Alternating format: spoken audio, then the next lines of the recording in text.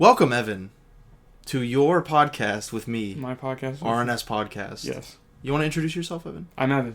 And what do you have to say for yourself? Like, subscribe, comment. Oh, that's a good testimony. Yeah. Okay. I always gotta say that. All right. Like, subscribe, comment. Well, yeah, if you do enjoy the episode, we would be elated. And turn on the bell. Click the bell. And click the bell for notifications. Yeah.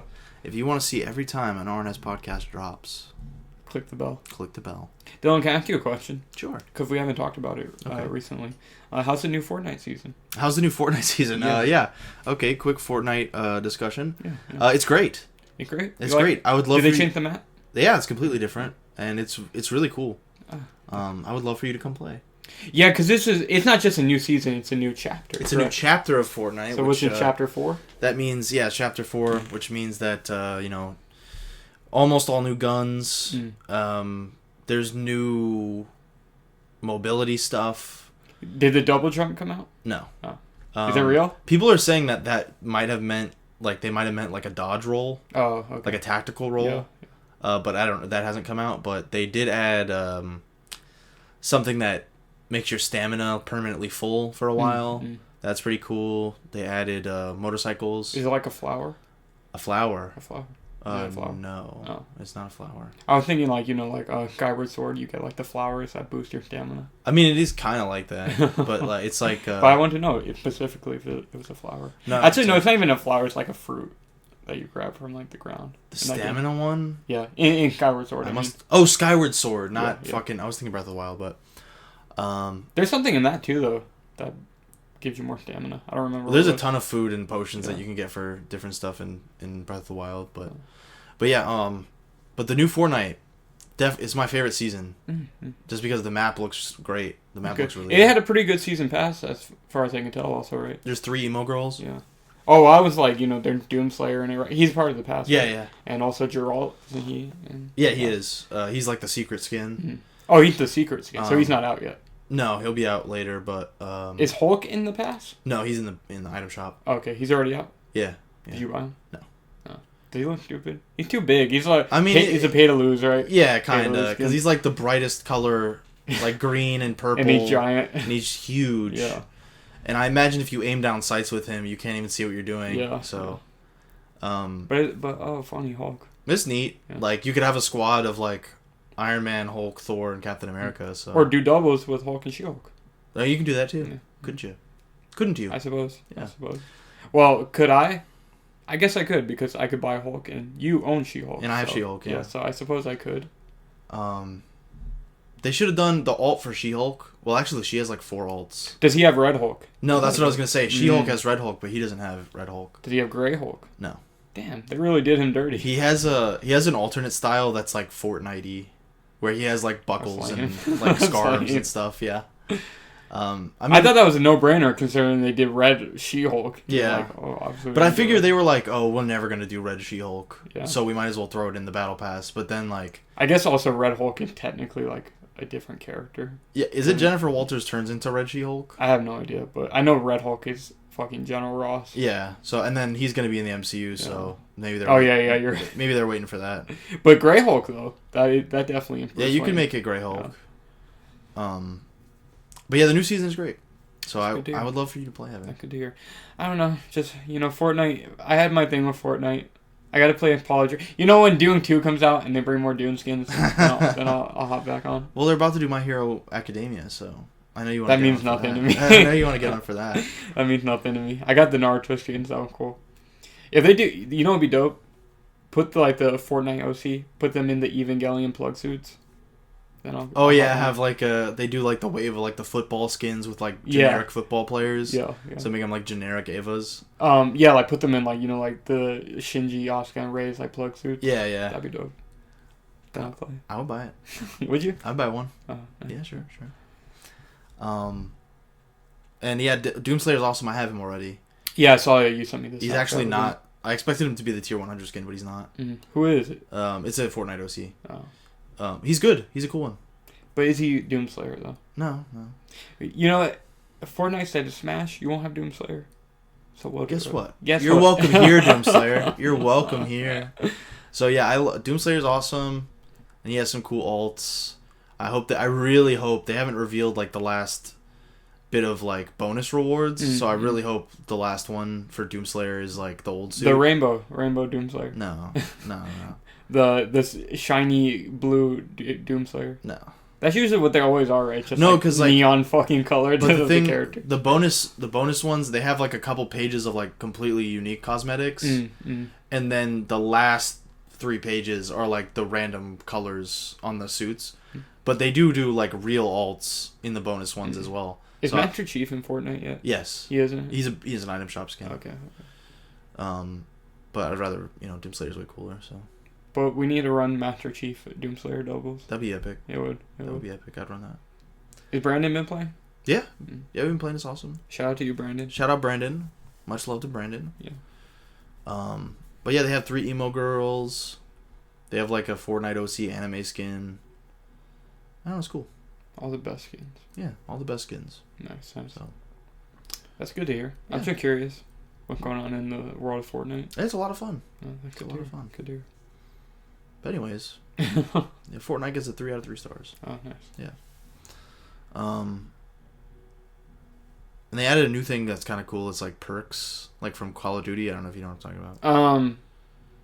Is it like can you explain the system? It's basically like through gameplay you can earn like perks where it works a little different in Fortnite, but basically you earn like faster reload. And Fortnite obviously has like a bunch of goofier. Yeah, ones. you can just like equip like a few perks at once, right? Something yeah. Like that. Yeah. Like if you hide in a bush, you can heal. That's one in Fortnite right now. That's a good one. There's one where it's like if you you have glider redeploy, so if you jump, you can just click the button again and like use your glider. That's a really good one. I don't know. There's a lot of fun shit. Sounds like a good time. Yep. Sounds like a good time. Yep. Yeah. Dylan, will you play the because the Game Awards occurred the other night. Yeah. And I don't think this is a new announcement or anything, but I saw there's a Dune MMO. Dune MMO. Yeah. So if I hop on Fortnite, will you play the Dune MMO with me? Yeah, sure. Sure. That's a fair trade-off. We can ride around on the sandworm together. Wouldn't that be fun? That'd be fun, right? That sounds epic. Yeah. Do you need a PC? No, it can be on next gen. Oh, really? So yeah, I'll buy you a PS5 and we can play one. We can play it together. But I'm wondering. I don't know if it's gonna suck or not. But it seems like WB's like doing these like well, Hogwarts Legacy isn't an MMO, but it's like they're doing like WB's doing like you live in it's like a social role play. Yeah, you know what I mean. Kind of thing, right? Yeah, not like Hogwarts Legacy. Like I said, I'm pretty sure it's just single player, but it's like you know what I mean. Like games that take place in the world where you play as your own OC. Yeah, you know what I mean. Yeah. So. My Dune OC. Yeah. I can't wait to get my Dune OC. It can be awesome. Yeah, I'm eventually gonna have to get a PS5.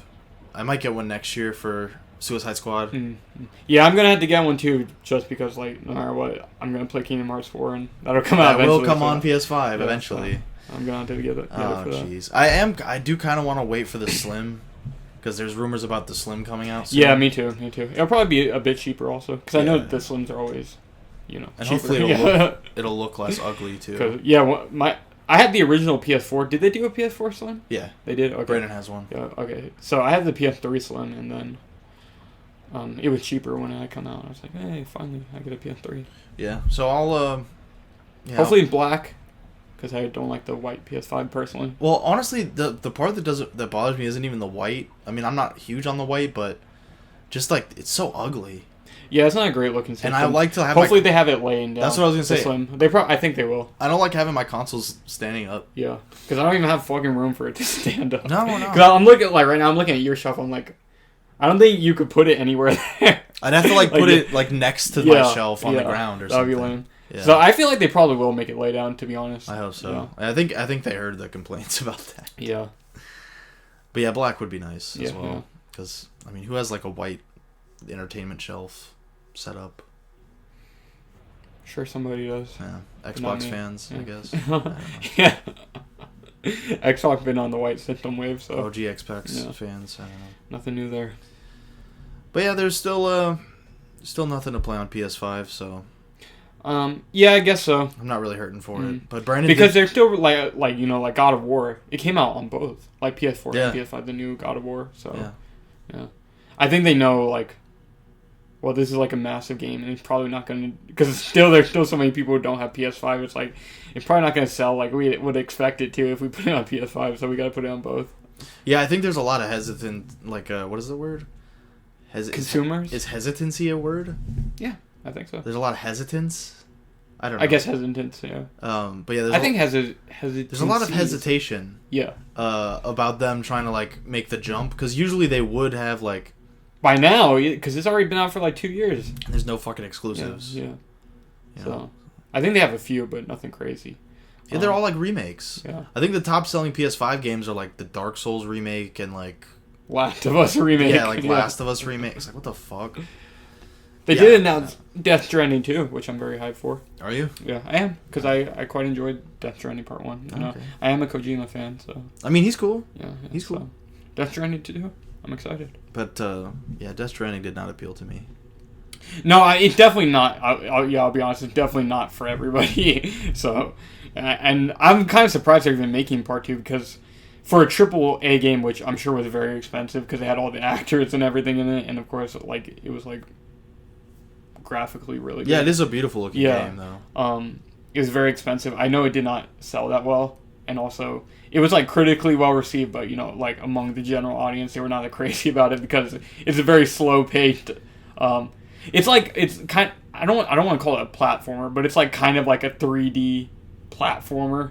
Yeah, a lot of it is traversal. Yeah, it's not. The gameplay is traversal, basically, right? And people, and a lot, Metal Gear fans and whatnot. Well, I wouldn't say Metal Gear fans because I feel like like hardcore Kojima fans or fans of Metal Gear liked it, but like people who just like played Metal Gear in passing were like kind of expecting like maybe they jumped on at Phantom Pain. And, yeah, you know what I mean. Yeah. They're expecting like an action game, and then it's not what they got at all. Yeah, like I know you fight a demon every once in a while, but it's mostly walking around. Yeah, exactly. So. That's what it reminded me of when I played it as like a kind of like a 3D platformer. Yeah, like a realistic platformer. Yeah. Or like even like one of the, because you could see that as like being like a 2D indie game, like carry the fucking packages from one location. Yeah, you know what I mean. Have you ever seen that game with like the pickaxe? It's a 2D thing. I was gonna say Dig Dug. No, not Dig Dug. Yeah, it's just like that Dig Dug was the first Strand type game. Yeah, it was. No, but it's the game where it's like the gimmick is it's really hard, and you have to use the mouse to control the guy's arm with the pickaxe, and you have to climb stuff. Yeah, I forget what it's called, but yeah, that's my point though. So it's like the concept of Death Stranding. I feel like if it was like one of those games, like a 2D or indie type game, it would probably be really popular. You know what I mean? It's like, but as a AAA 3D game, it is like a. And it's like Kojima's. Yeah, and it caught people off guard, I guess. Yeah, I could. But I think Part 2. If I had to guess, I think Part 2 probably going to be different gameplay-wise. Just because the way the first one ends. Like, based on the story, it's like, okay, I don't think you can make it the same kind of gameplay.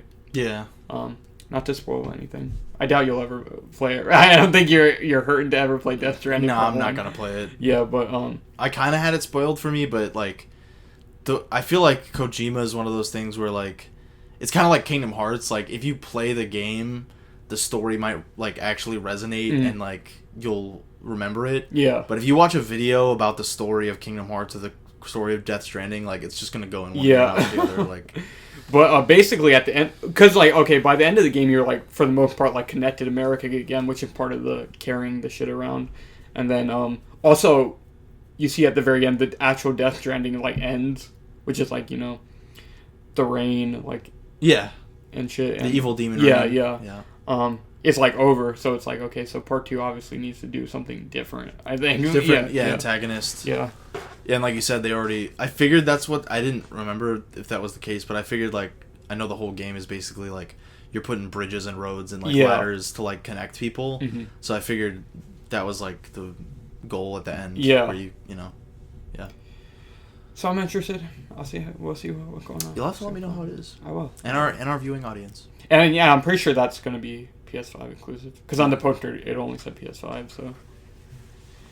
But anyways, yeah. But just in general, PS5, yeah, they're going to need to make some, like, heavy pushes. Mm-hmm. I agree. Yeah, they're going to have to make sure people can buy them and that there's actually, like, some good games coming out. I agree. Otherwise, those games are going to die. One last thing about video games and Kojima, and then we can finally move on. But sure. I don't know. Do you know about the other game he's making that leaked? I think I heard something about it. Is it a horror game? Yeah, called Overdose.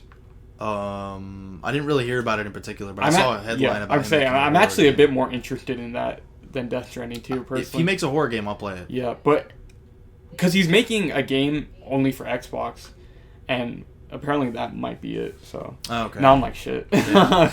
Cause I'm not gonna buy fucking Xbox, but I really want to play that. So yeah, hopefully it's a timed exclusive, but I don't think it is. Cause I think Xbox is actually, or Microsoft rather, is actually funding it. So we'll see what happens.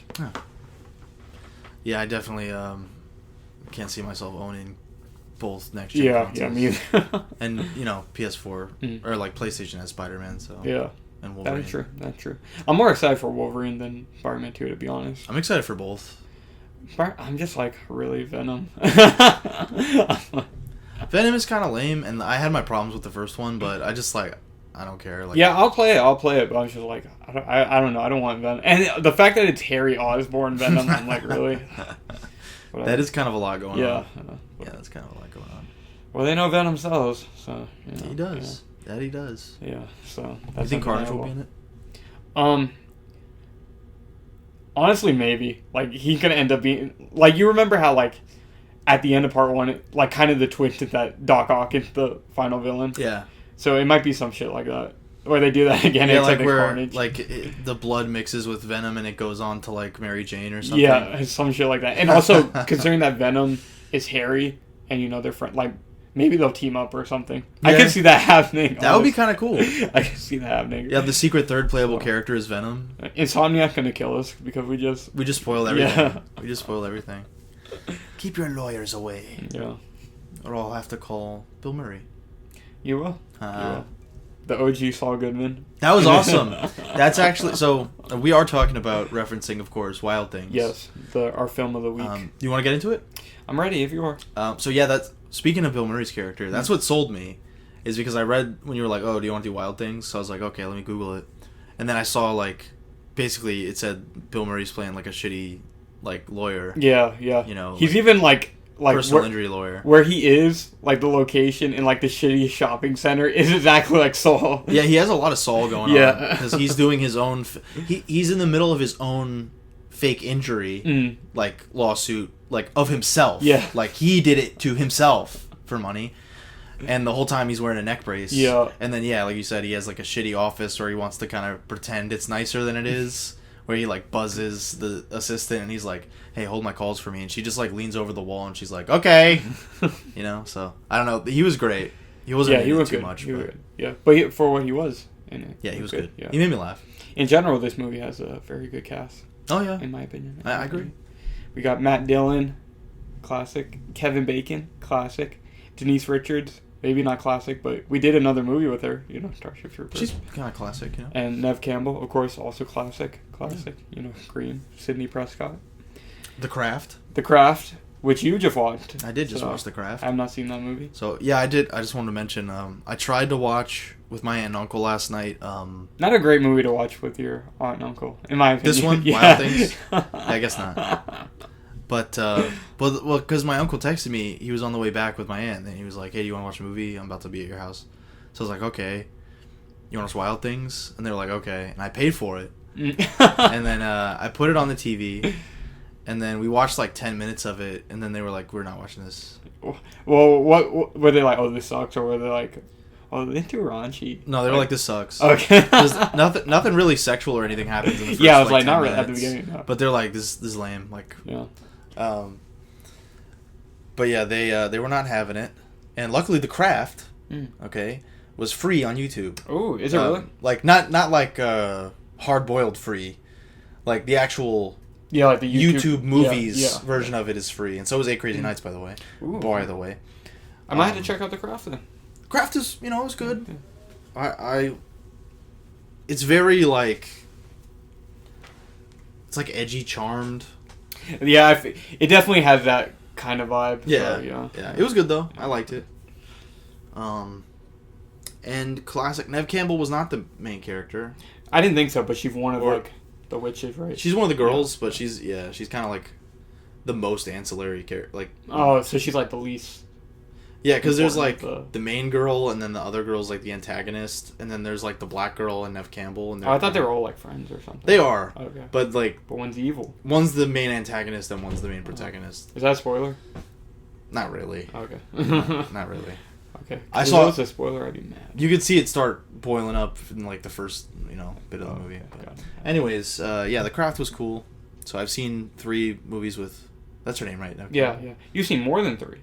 Because you've also seen Scream 4. Scream. Yeah, Scream 4. Yes. Yeah. Did you see the other Screams? Or you only seen 1 and 4? I've seen either 2 or 3. One of them has like they're in like a parking garage, and then there's like a school play or something. That's part 2. Yeah, I've seen 1 and 2 and 4. I don't think I've seen 3. I've only seen 1 and 2. But I enjoyed both of them. But I heard people. I don't think I was paying very good attention, or maybe I was just stupid. But I heard 2 was actually pretty good, so I might go back and watch. Oh no, it was good. I enjoyed it. I need to watch 3, 4, and 5, of course. Yeah, I've not seen 5. I heard 5 was bad, right? Well, I've heard mixed opinions. I know Andy said it was terrible. He said he had a headache after watching it because it was so bad. I've heard other people enjoy it, but I feel like I'm not gonna enjoy it because I know. Because all the Scream movies are like meta or whatever, and I know in this one, it's supposed to be like the meta aspect of it's like the elevated horror versus like slashers or whatever. I'm like, that's going to suck. Oh yeah, that's fucking lame. Yeah, like Jordan Peele versus like Freddy Krueger. Yeah, or Wes Craven. Yeah. So I know that's like the thing of it. It's like, pretentious horror movie fans. That sucks. Yeah. And then the next one is actually coming out really soon. It's like March or April. Scream 6? Yeah. And she's not even in it because I'm sure you know about that, right? Like, they didn't want to pay her enough. Oh, I think I did hear about that. And it's like, really? It's like, she's been in all 5 of them, which is like kind of surprising for a horror movie franchise. You don't usually have like the main final girl be in all the films. Yeah, you know what I mean? Yeah, so like you might as well. Yeah, but especially if you had an idea with her involved. Yeah, you might as well just pay her. Yeah, it's not like the Scream movies are fucking expensive anyway. yeah, definitely not. No.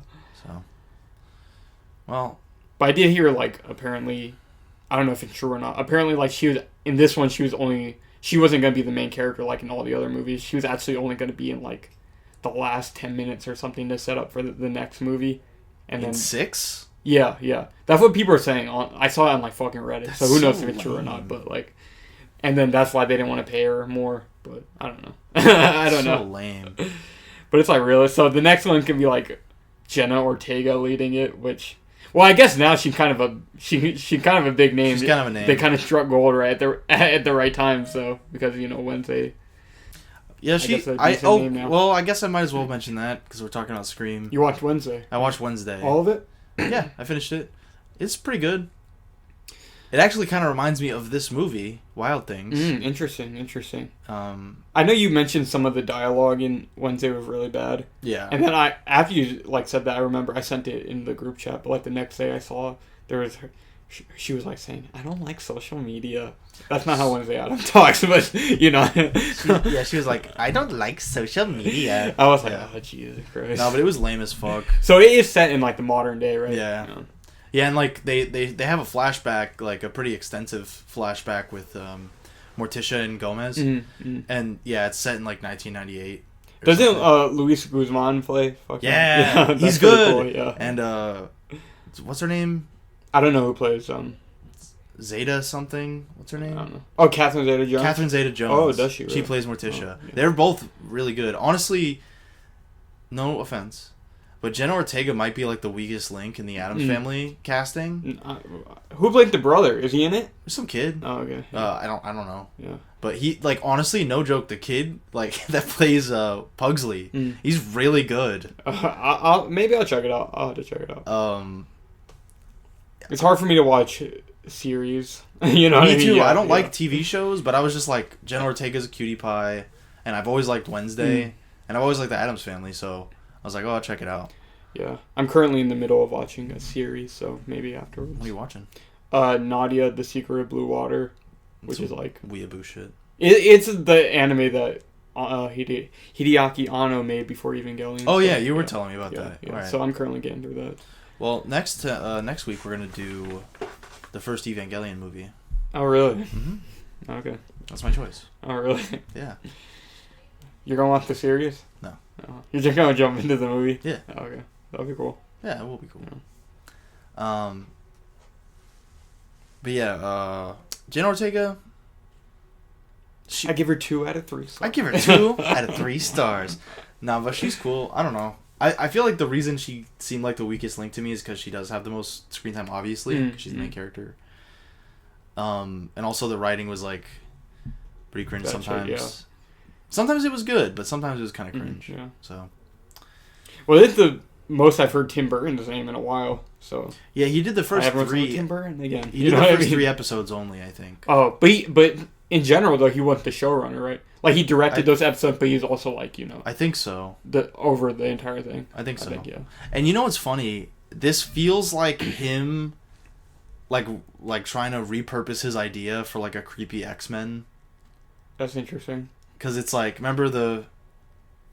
I feel like Netflix already got Umbrella Academy though. That sucks though. But you know what I mean? That's already goth emo fucking X-Men. You know what I mean? But this is like double creepy X-Men. Well, because that really is just X-Men. Umbrella Academy is just X-Men. Yeah, yeah. But this is like vampires. Gerard Way. Yeah, thanks Gerard. But it's like that. What is that? Miss Pendergrass's school for... I forgot about that shit. For funny characters. Yeah. This feels like he was like, I wanted that to work, so we're doing it again. I didn't see that. I didn't see it either, but... Because that was already when he had felt like kind of fallen off. Oh, yeah. That was post Dark Shadows. Yeah. Dark Shadows. Interesting film. Dark Shadow kind of had that vibe a little bit, too. X-Men? Like... Creepy superhero? You know what I mean? Just like, the like funny cast of characters put together who are creepy. In a creepy little house. No, but this is genuinely like, they're all super powered. Like the ones they show, they're all like super powered kids in this like school for wayward youth. Oh, really? I didn't even know that. They all have I know she goes to a school, but I thought it was like, you know, like the '90s one where it's like they go to the school with the normal kids. No, I thought that was it. No, they're literally all monsters. Oh, okay. I didn't know that. But the main thing I liked about the show, or not the main thing I liked about the show, but what I really liked about the aspect of her going to like a monster school is that like they don't say what they are. They don't say what the Addams Family are. They're just weird. Oh, okay. You know, I love that. I think that's really cool because she's going to school that's actually for like werewolves and like demons and vampires. But she's just like, she's just like an Addams. Like, so she belongs here. That's fucking cool. You know what's interesting? Netflix also just released Rob Zombie's The Munsters. I feel like The Munsters and Addams Family are a bit similar. No, they're like the same thing. Yeah. But the Munsters, I never loved the Munsters. I always liked the Addams Family, but I never loved the Munsters. And it's crazy how much more respect the Addams Family gets. They have the 2 CGI movies. They have the 2 live-action Christina Ricci movies. Yeah. And then they have this series. And then the Munsters is like the old show and then this terrible movie. Yeah. Well, I think the Munsters always just in general had more of a B movie type vibe. You know what I mean? Yeah. Yeah. Yeah, because the Addams Family is kind of like goth, and then the Munsters is kind of like B. Yeah. We got way off track. Well, it's related. It is. You're right. You're right. But anyways, back to Wild Things. So we mentioned the cast. So Wild Things, yeah, great cast. Great cast. And do you want to give us a brief synopsis of this film? So I suppose I will. You take it from letterboxd.com? Should I make my own? Oh, no, you can take it. I'm just wondering. Well, I'll make my own. Oh, okay. I thought Letterboxd was pretty good. Okay. All right, if you insist. No, it's up to you. When teen socialite Kelly Van Ryan, who is Denise Richards, and troubled bad girl Susie Toller accuse guidance counselor Sam Lombardo, Matt Dillon, of rape. You can't say that. Sorry. They accuse him of RAPE. Well, we're already 30 minutes in, so maybe you won't catch it. Yeah. But anyways, he's suspended by the school, rejected by the town, and fighting to get his life back. One cop suspects conspiracy, but nothing is what it seems. That cop being Kevin Bacon. That cop is Kevin Bacon, isn't he?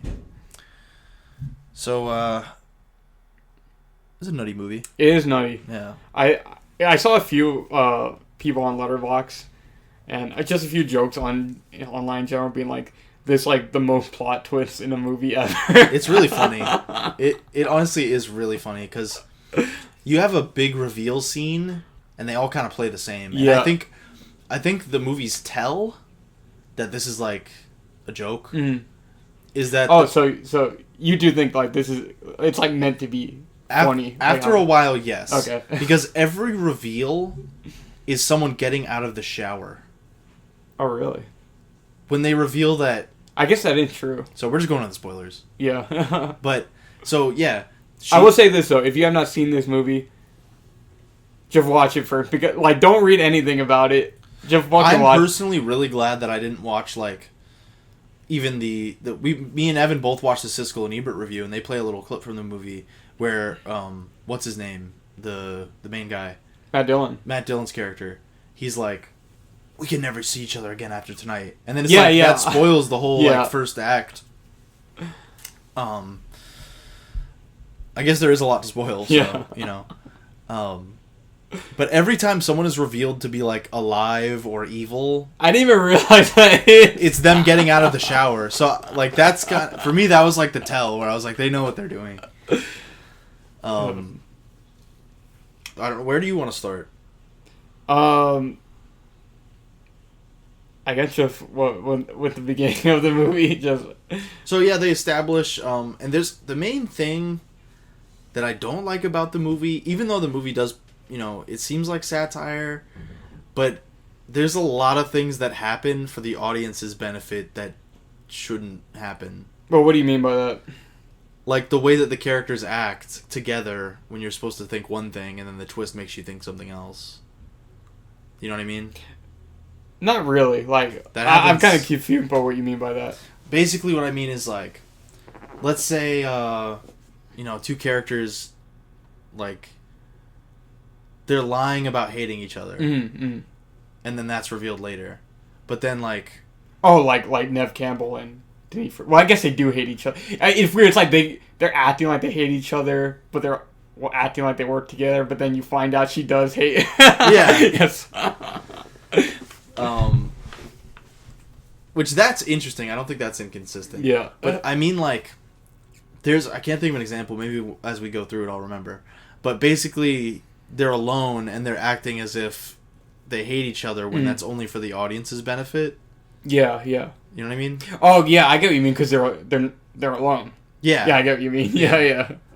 And also, so it doesn't really make too much sense. The scene where also okay, well, but you also at the same time though, they do leave out like because you remember during the credits they show like some stuff that like the stuff you missed. And so it's like they kind of like. To what you're saying, it's like they kind of cut some stuff that would like. They leave out some information. Yeah, exactly. And then they show you during the credits. Because if those scenes were in the actual movie, you'd be like, oh, well, you spoiled everything. Yeah. So that's what I mean.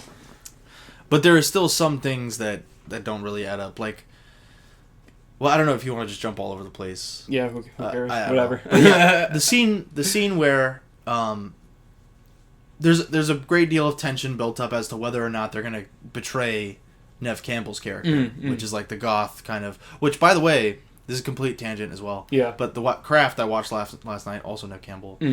There's also a trailer park trash goth girl in the Craft. And it's not her? No. Okay. Which is, weird.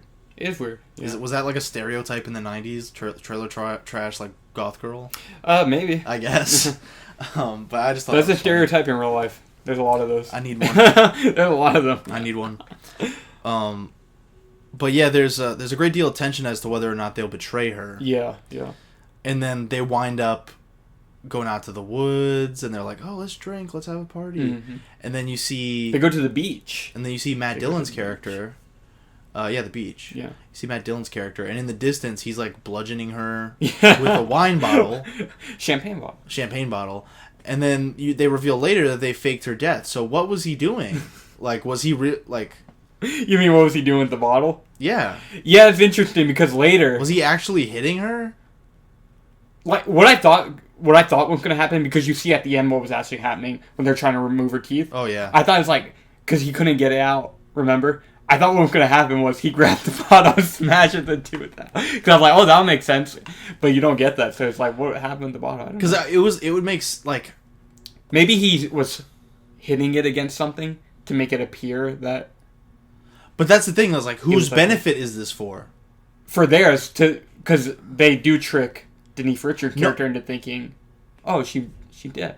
Because she didn't know. Yeah, she didn't know. She thought that she was actually dead. Well, what the fuck was their end game? What was whose end game? Oh, I guess at the end of the day, what they wanted, right, was the teacher and Nev Campbell to be the ones who get away. They wanted to be the two, and then they wanted Denise Richards to go to jail. Yeah. That's what the goal was. Uh-huh. Okay, yeah. You can't blame me for getting confused at this one. Yeah. No. Because, so, like we said, spoilers, who cares? At the end of the movie, you find out that basically she's playing all of them. Yeah, Nev Campbell is the secret. And it's extremely convoluted. The secret genius. Yeah. But they do have that scene, they're like, oh, she has a 200 IQ. So I guess it's like, oh, that's how she was able to fucking come up with all of this. It should not have worked at all. It's like, it relies on, like, way too, like things had to work out exactly. It relies on it relies on a teacher, a young girl, and a teacher, a young girl, a lawyer, and a cop all being great actors. Yeah. It all hinges on that. So it's a nutty plan. Yeah. And so because she basically just wants revenge against all of them for one reason or another. All of them? Yeah. So like the cop. Oh, the cop killed her friend. Mm-hmm. And then she was mad at Matt Dillon for not bailing her out of jail because he was fucking Denise Richards. So he hates both of them. She hates both of them for that reason. So she just wants revenge, all of them, for that reason. Or for multiple reasons, yeah. Yeah. And I guess she probably... they don't really say for sure, I guess, but she probably also did have feelings for Matt Dillon's character. Maybe. Yeah, I think so. Yeah. So she was a bit... So with the jail thing, and also she was a bit jealous that he was doing that with her.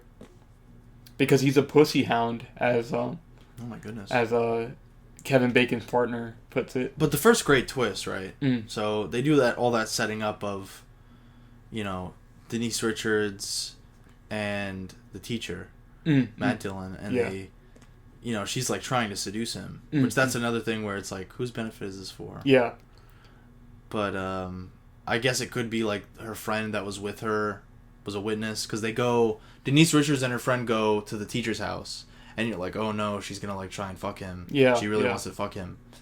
And then so I guess that's why her friend is there, so she can have a witness to like, oh yeah, she was at his house alone. For the beginning of the movie, you really do think like this is like the movie's gonna be, oh, this guidance counselor trying to clear his name. Yeah. Like, it played pretty straight. Like, you think that's what it's gonna be? I had no idea. Yeah. I had no idea. Like what was to come? Yeah. Because you do pretty much think that's what it's gonna be. Because they do a good job of like, oh, he seems like, oh, he's like the cool... he's not a teacher, but he's a guidance counselor. Like, he's like the great guidance counselor that all the students like. He seems like a pretty genuine guy. He seems like, yeah. Yeah, like a nice guy. It's funny when the cops... that was kind of weird. The cops being at the school to talk about sex crimes. Because it's like, oh... him and Kevin Bacon, as we find out later, already knew each other and were possibly in cahoots already at that point, so it's kind of weird. But it's funny... he has banter with the students in the audience, like when they talk about masturbating or whatever. He's like, oh, I'm sure you've got a lot of experience with that. But the funny part of that scene is when he writes sex on the board, and they're all like, woo! And then he writes crimes, and they're all like, boo! Yeah. One of them screamed, I don't remember exactly what it was, but one of them's like, I did that! Yeah, you're right, he did. No, he says, I didn't do it. That's that was it, yeah. But they're just being ridiculous, the students, and... yeah, it is a bit of a rocky start to the movie, because it's like, what character are we even following? What's going on? Yeah.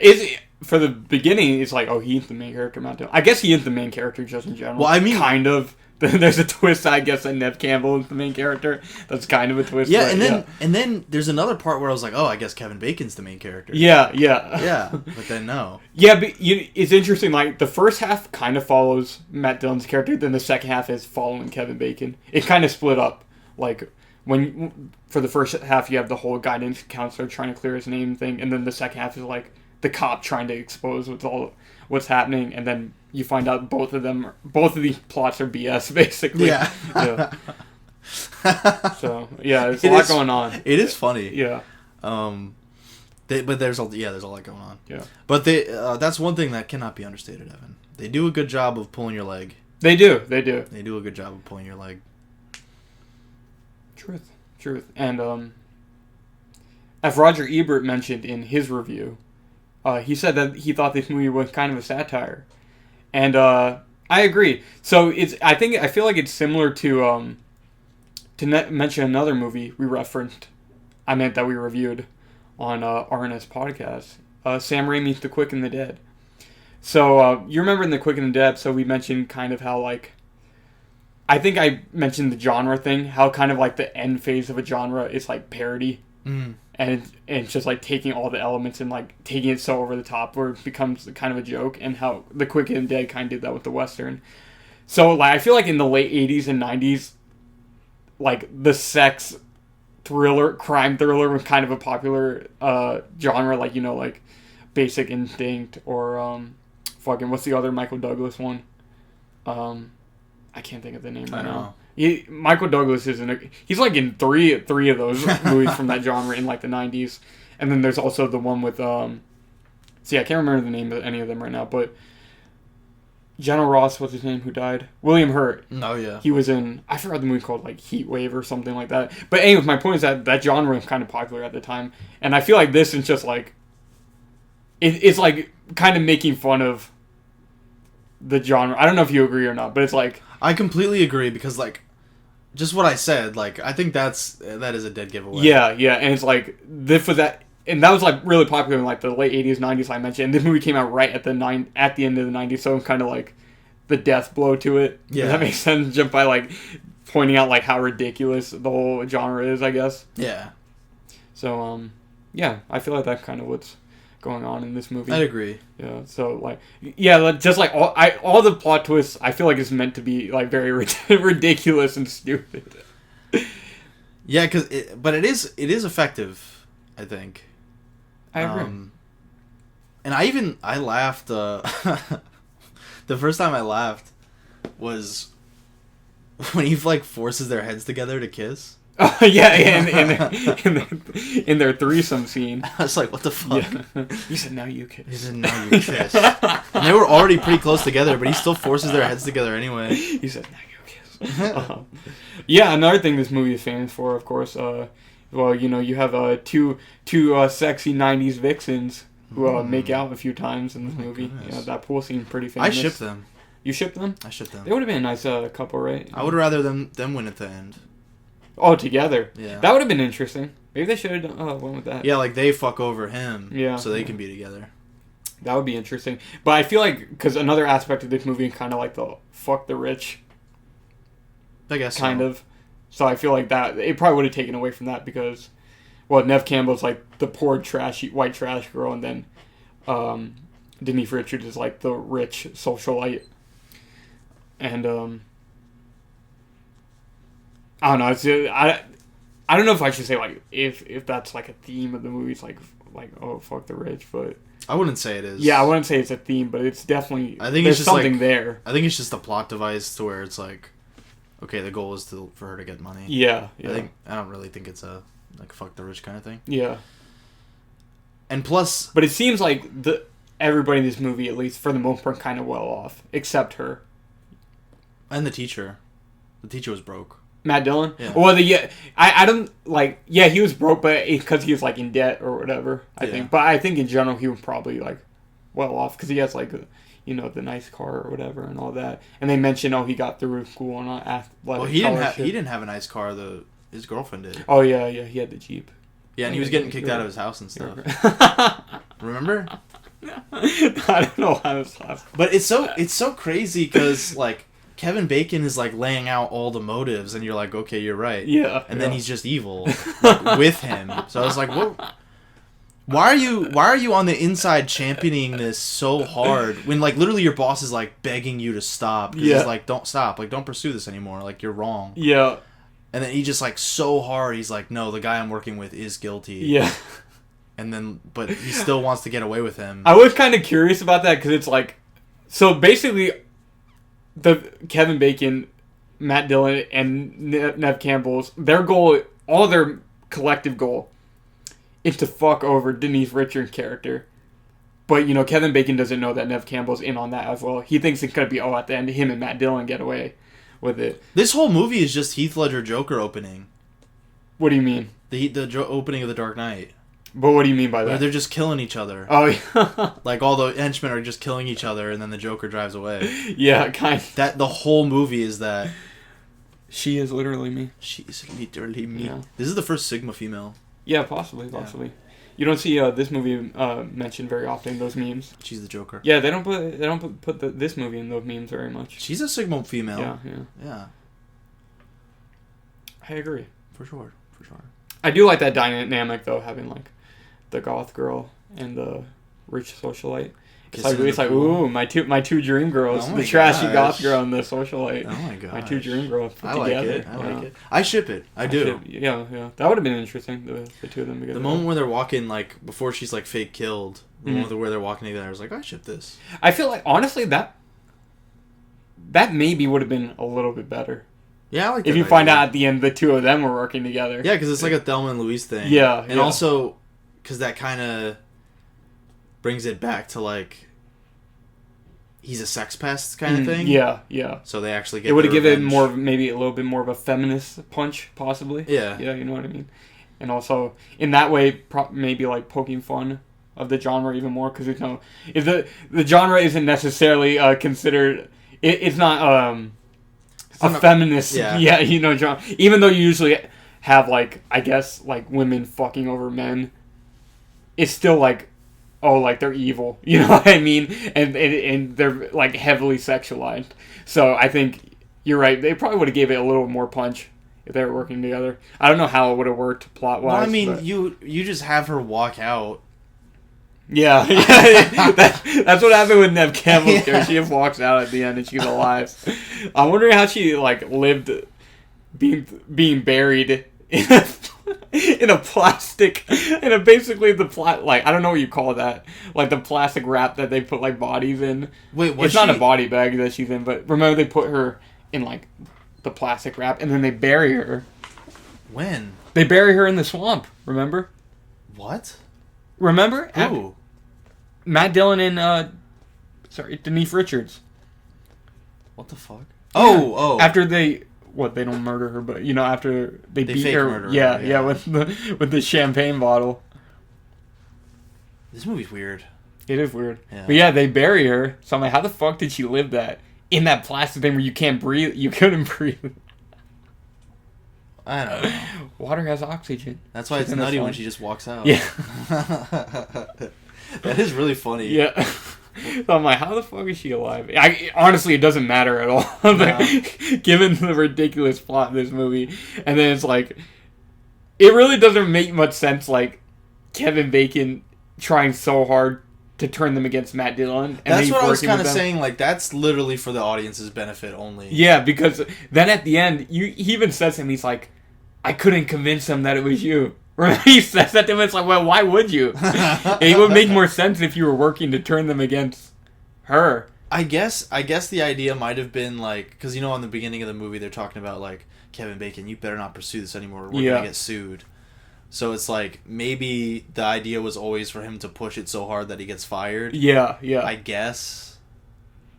Yeah, I guess, maybe. Yeah. And, it's maybe giving the movie a little more credit than it deserves, but... And then him shooting her at the end. So that thing, I thought that was going to be something. Because they don't show you at first. Yeah, so you don't get it until the credits. I was like, what's going on here? Yeah. Is it the credits? Yeah, during the credits. You see that. He shot her first, and then he put the gun in her hand, and then to get her DNA or whatever. That's before the or credits, her fingerprints. I mean, no, it's at the credits when you get the flashback because the credits is when you get all like the full contacts in those scenes. But yeah, when he shoots Denise Richards' character right before you find out he's fucking evil, he goes into her house to like warn her that Matt Dillon, they're trying to turn against you, or he's trying to turn against you because at that point he thinks Neve Campbell's character is dead. He just goes inside and you just hear like ruckus and then bullets get shot. Yeah. And then he walks down and he's shot. What I thought was going to happen is that she shot him and then she killed herself. I thought that's what it was going to be. Oh, really? But you find out, he shot her in self-defense. No, I pretty much was like, like, the story he wanted, Yeah. I assume that happened. Because that's all shot from the outside. Yeah. And you only see the mother's reaction eventually. Mm. And you see him run out. Yeah. Being shot. Yeah. And then you get, like, the court scene. Not a court scene, but it's like... I don't know what you call that when it's, like... When a cop, like, kills somebody and then they had to, like, be taken in front of a like the internal affairs shit, exactly, whatever it's called. And they're like, this was the second time you did that. I was like, wait, what the fuck? Did I miss something? But then that becomes something at the end. You find out that Neve Campbell's friend that she mentioned... Like, he's, like, briefly mentioned a little bit. Davey. Because I think when he goes and sees her earlier... Because you get from the beginning of the movie that Kevin Bacon's character and her have history. Because you find out, at first he busted her for weed or whatever, and she got sent to jail for however long. And then he mentions later when he goes to see her, like, I'm sorry about what happened to your friend Davey. And it's like, what the fuck? And at the end you find out, he shot her because he had a thing with her character too, apparently. So him and Matt Dillon both maybe had a thing with her. It's not really, like I said, hard confirmed if Matt Dillon and her were doing anything together. I don't think it is, right? But she possibly had some feelings for him. Yeah. Yeah. So yeah, there's shit going on there. Yeah, there's a lot going on. Yeah. So it's funny. It's funny how, like, quick they change your opinion, at least for me anyways, on Kevin Bacon, because I thought, like, I was thinking, like, Kevin Bacon's, like, the hero. Yeah. and I liked him. I was like, he's, like, the cop who plays against, he doesn't give a fuck, like, he just wants to get the job done, or get to the truth of the matter. Yeah. And so, I was kind of rooting for him. But they changed your opinion on him immediately after you shot her, even that was like, wait, what the fuck? And then right after that, you get him, like you said, the reveal is him coming out of the shower, and he's just like in the fucking, wherever they are, like the Caribbean or whatever. He comes out of Matt Dillon's shower. Yeah, like 3 of the reveals, like you said, are specifically Matt Dillon. Walk in and someone coming up to him out of the shower. Yeah, because the first one is when you realize that Matt Dillon is evil. Yeah. And that's when she comes out. Yeah. But I thought, like... She being Denise Richards. Yeah. She comes out of the shower. And I assumed, I think, you're supposed to assume that she has a gun under the towel. That was funny, too. You think she has a gun in the champagne bottle. And then it's a champagne bottle. And then, like, they start, like, I don't know if they start funny kissing, visual gags like that. Oh, yeah. In the movie. You're not kidding. Yeah. But yeah, the first reveal is that one, and then isn't there another one? Yeah, there's one where I don't remember exactly which one, but Neve Campbell's character comes out of a shower, I think.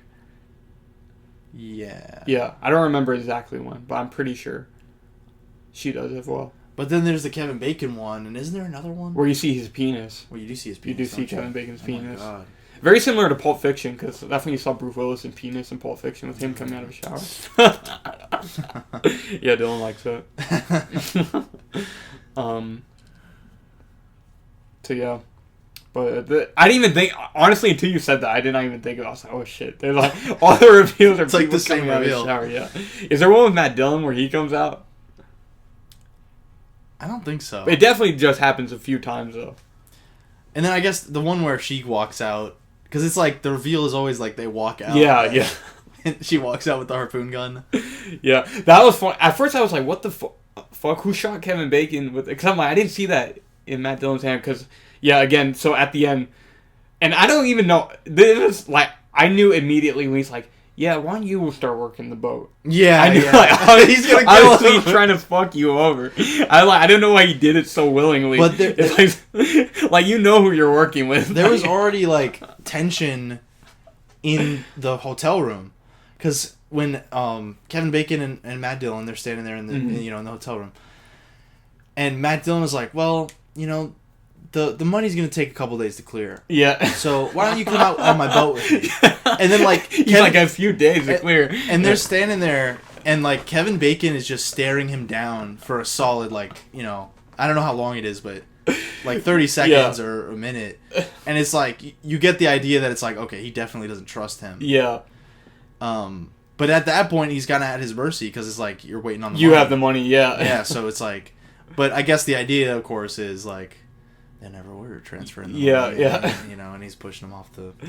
But as soon as he told me, like, yeah, why don't you start turning the thing? And then when he tells them to bend over to the fucking boat to see what's like caught under or whatever, I would have been like, fuck he's you. He's like, lean over. I mean, I guess it's meant to be ridiculous, yeah, but I was like, I would have been like, dude, do you know it's like, you're going to die, right? But I knew he was gonna try and kill him in the hotel room when he was like, oh, it'll take a couple days. Why don't you come out in the boat with me? I was like, dude, you're like, come on, son. That was pretty funny. Yeah, and then he gets shot with the harpoon gun, and then it's her, Neve Campbell. You find out, oh, she's alive, and also she wants revenge against him for fucking killing her friend or whatever. Yeah. That was pretty funny. Dylan, tell me if I'm reaching, but you know how she walks out at the end, she has a disguise into blonde hair. Tell me, Dylan, is her having blonde hair at the end supposed to represent her becoming the wealthy socialite? I guess. Tell me. She kind of becomes Denise Richards' character. Yeah, it's like Girl with the Dragon Tattoo. Yeah. Where they have blonde hair at the end. Did she have blonde hair? Yeah. So. And also The Craft, where she has blonde hair at the end. Is that real? Yeah. Oh, yeah. I guess so. Yeah, I guess I'm not reaching. I like how she looked with the short hair. She did look good, didn't she? With the short hair. But I feel like you could, like, I'm pretty sure at least it looked like you can definitely tell it was a wig. Oh yeah, yeah, of course. I'm like, it did not look great. Yeah. But yeah, so she becomes the wealthy socialite. Oh my god. With driving the boat. And then I feel like it's not really. I almost expected her to like kill Bill Murray at the end.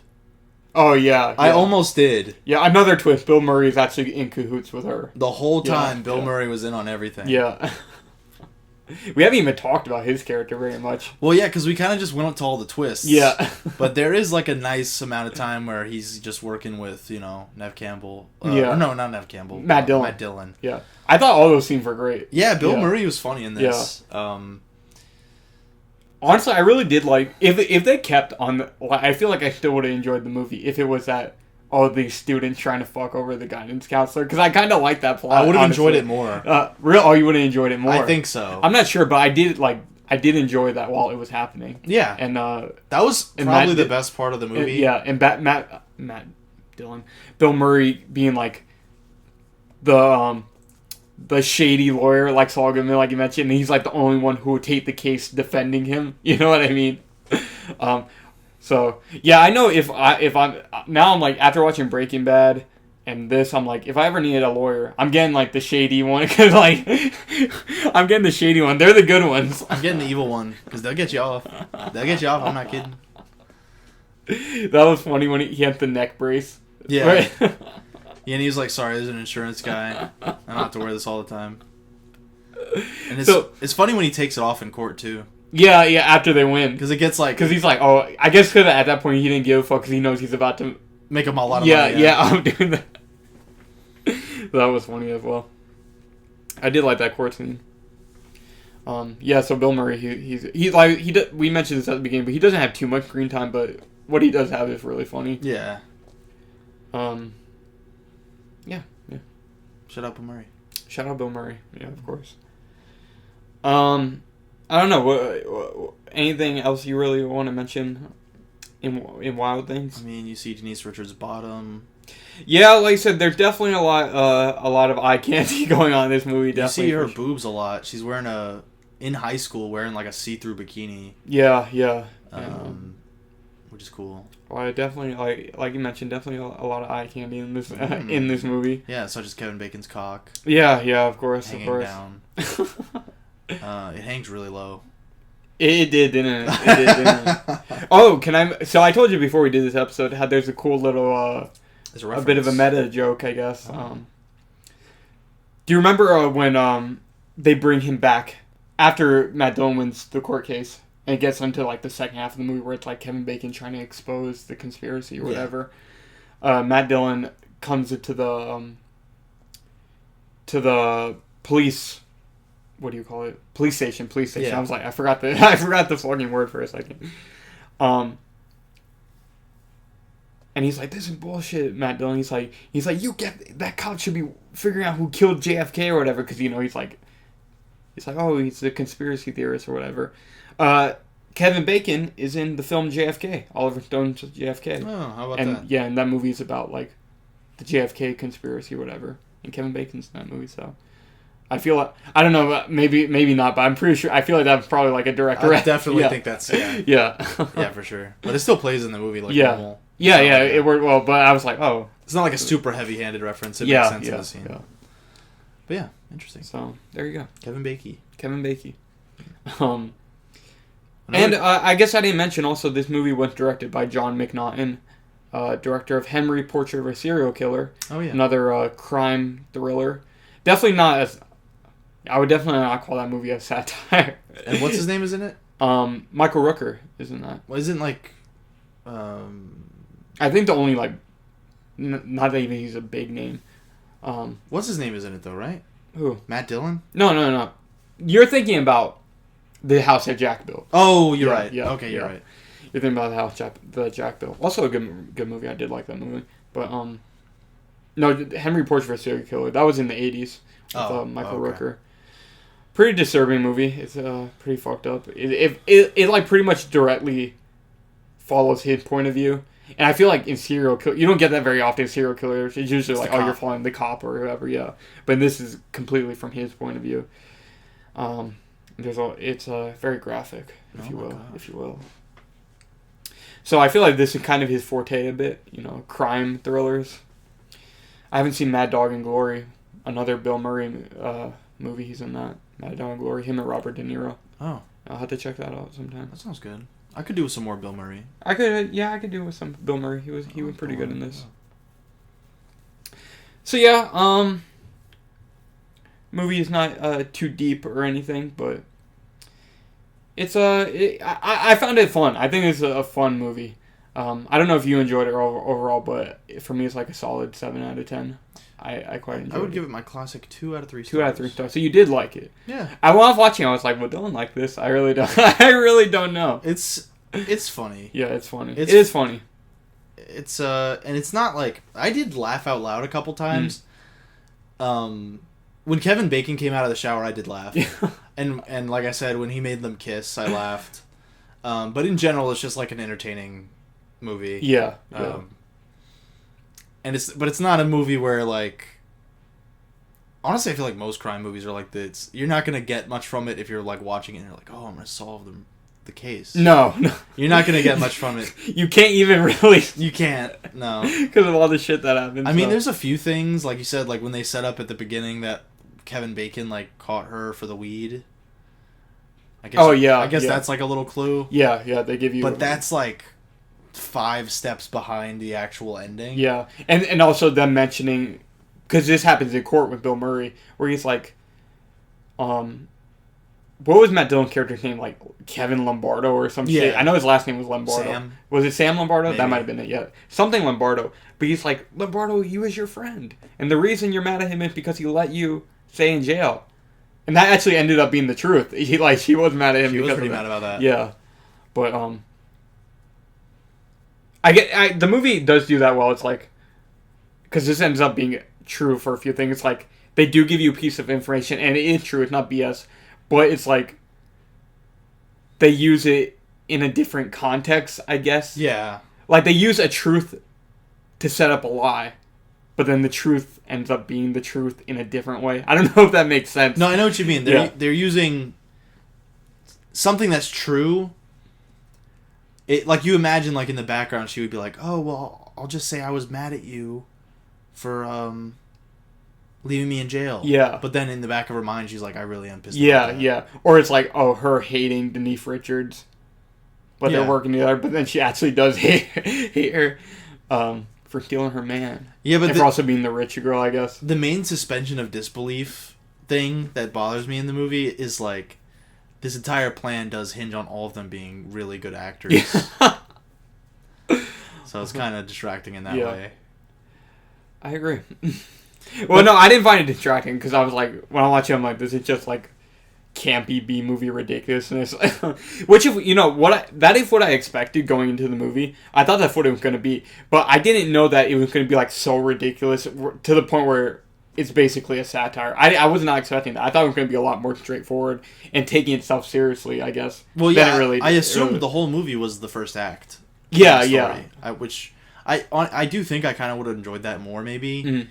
But once the case is won, and it's like 30 minutes in, or it's it's like it might be later than that. It's like I think it was like 50 minutes or something like that. Yeah. You basically see like, oh shit, there's still a whole hour left. Yeah. Yeah. And it's like, oh, what could happen in that hour? A lot. A lot could happen. Could happen in that hour. Oh, we didn't even talk about the weirdest and the most fucking crazy, the most plot insane. Which one? You find out that. Because, okay, so we haven't talked about Kevin Bacon's partner too much, but I guess she's the only good guy in the movie, really. Yeah. She's the only honest person, at least. And also, like, the police chief. Yeah, him too. But we don't see him too much in the movie. But anyway, she goes, like, to visit, who I guess is, like, Neve Campbell's, like, her aunt or whatever. The person who adopted her, basically. Yeah. I think it was someone related to her, like her aunt or whatever. Or are they actually really? I don't know, because this was like so weird and confusing. You find out that Neve Campbell's is actually related to Denise Richards' character. Do you remember this? Not really. Yeah, when she's talking to Kevin Bacon's partner, she goes and visits them to talk about Neve Campbell's character. When you're getting the whole ending where you find out she won and she set everyone up. Right. Basically, she is from what was the name? The Van Dynes. Yeah. I think I would say the Van Dynes, the rich family. Isn't the Van Ryans? Van Ryans. Yeah. That might have been it. Van Ryans. So like the father of, I think this is how it worked. The father of Denise Richards' mother character, like, raped a poor girl. And then tried to kill her, but then she had the baby. Do you remember this?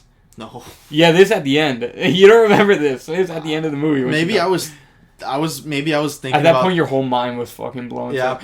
My mind was my mind was blown into smithereens and they were still trying to blow it. Yeah, exactly. So this was crazy.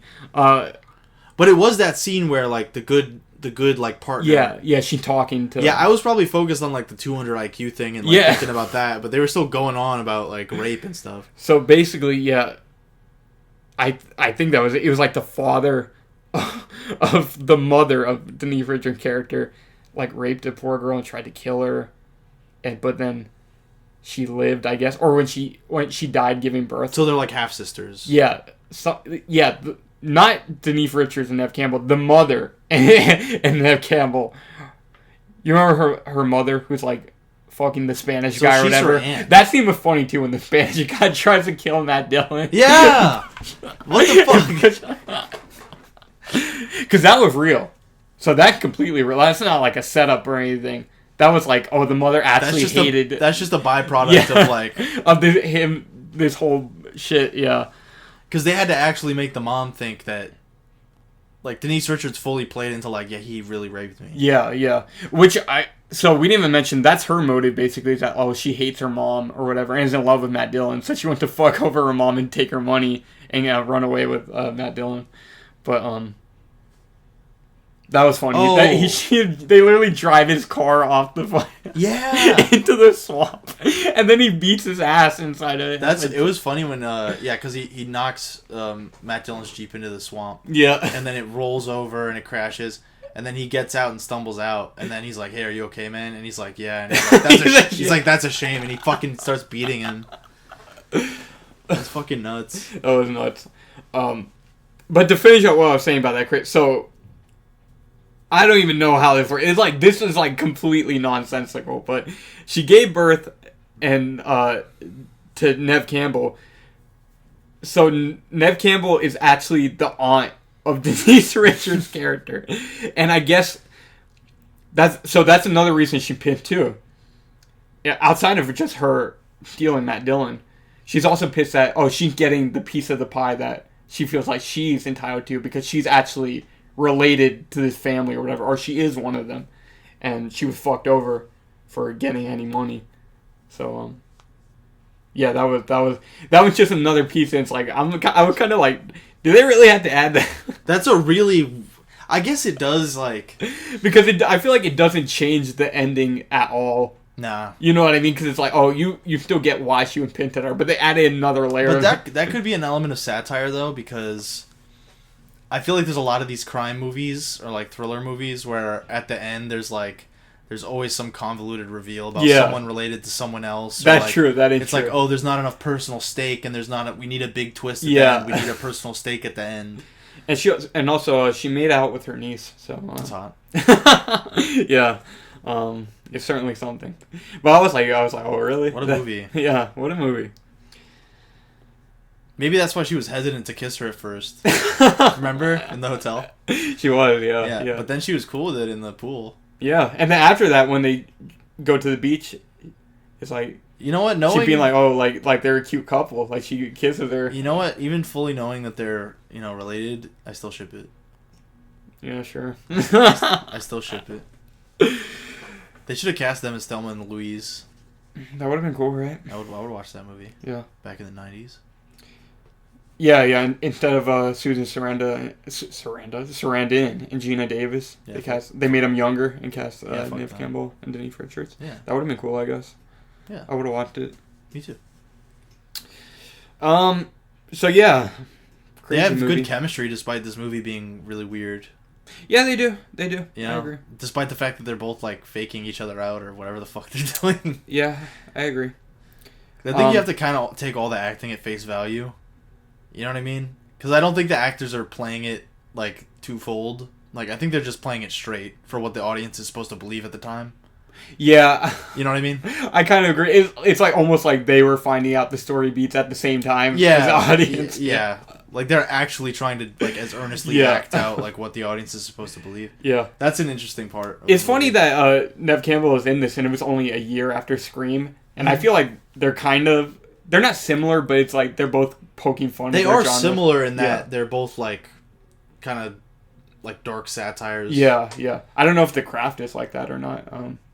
I haven't watched it, but The Craft is not satirical. Okay, yeah. I don't know. I haven't seen it, so it's pretty earnest. Okay. Yeah, it's like rated R Sabrina the Teenage Witch or something. Or you mentioned the other show, Charmed. It's like Charmed. Yeah. They actually play the theme song from Charmed in. Oh, do they really? Yeah. I need to be loved, just like everybody else does. Good show. Get it? I do. Yeah. Okay, cool.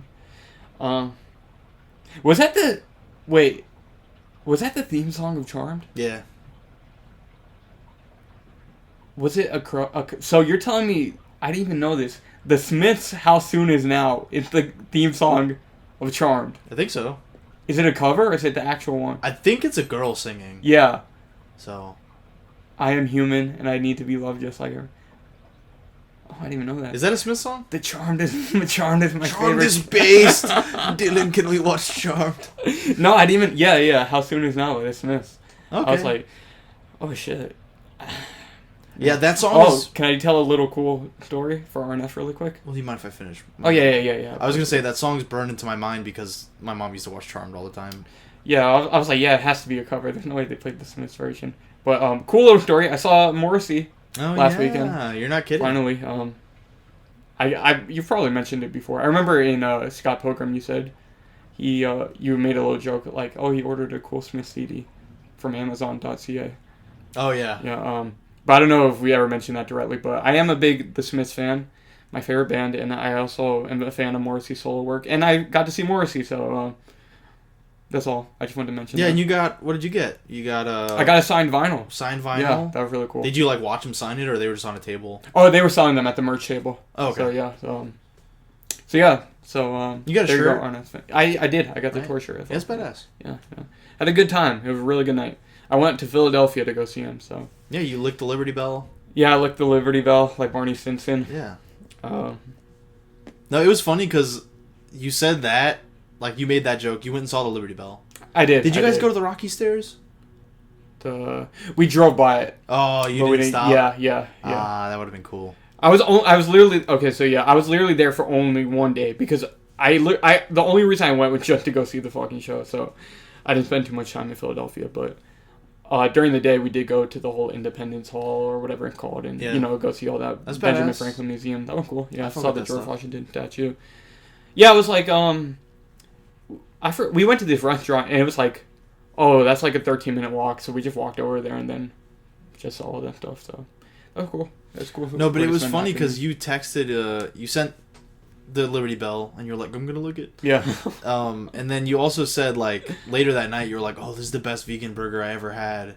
It was. I had a great vegan burger. Shout out to Monster Vegan in Philadelphia. Actually, because as you know, because we mentioned it in our famous audition episode. Yeah. Our second most popular episode.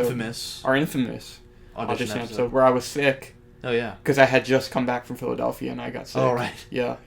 And I had gotten you sick after that. Do you remember? It was after that. I so do. It's a very famous episode for multiple reasons, besides just it being high in view count. I had just come back from Philadelphia when we did that episode, so yeah, I went last year as well. But anyways, yeah.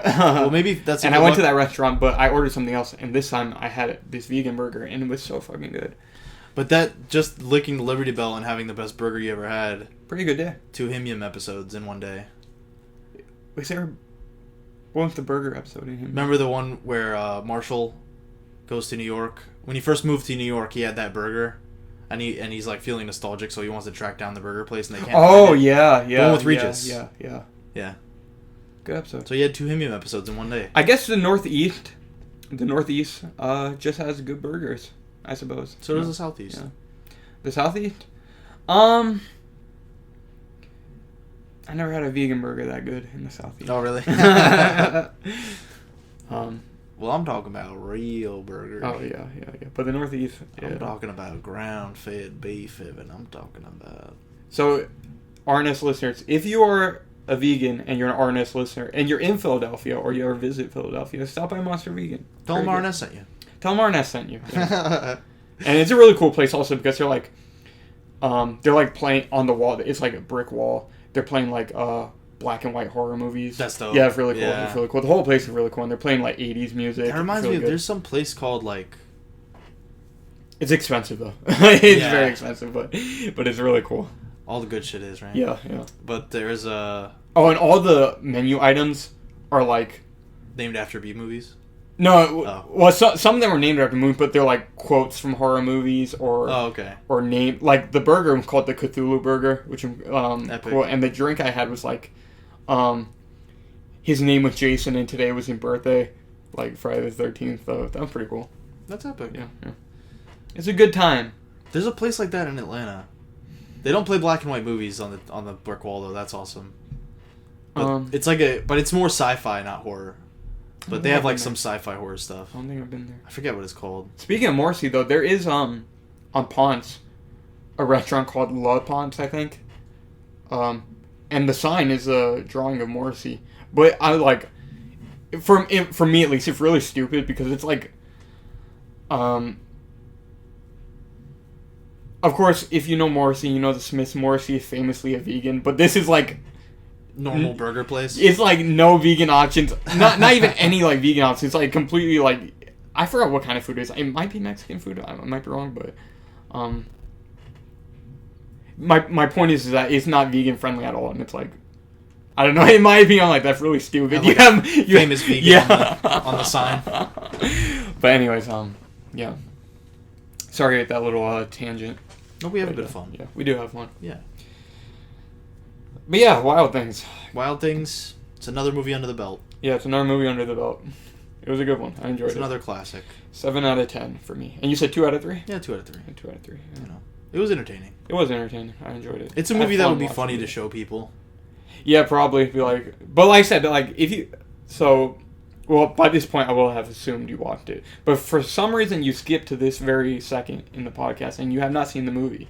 Do not listen to the rest of the podcast. Just watch it and don't read anything about it. Just fucking watch the movie. I completely agree. Yeah, you'll have more fun. We should have sold that more off top, but we did say it.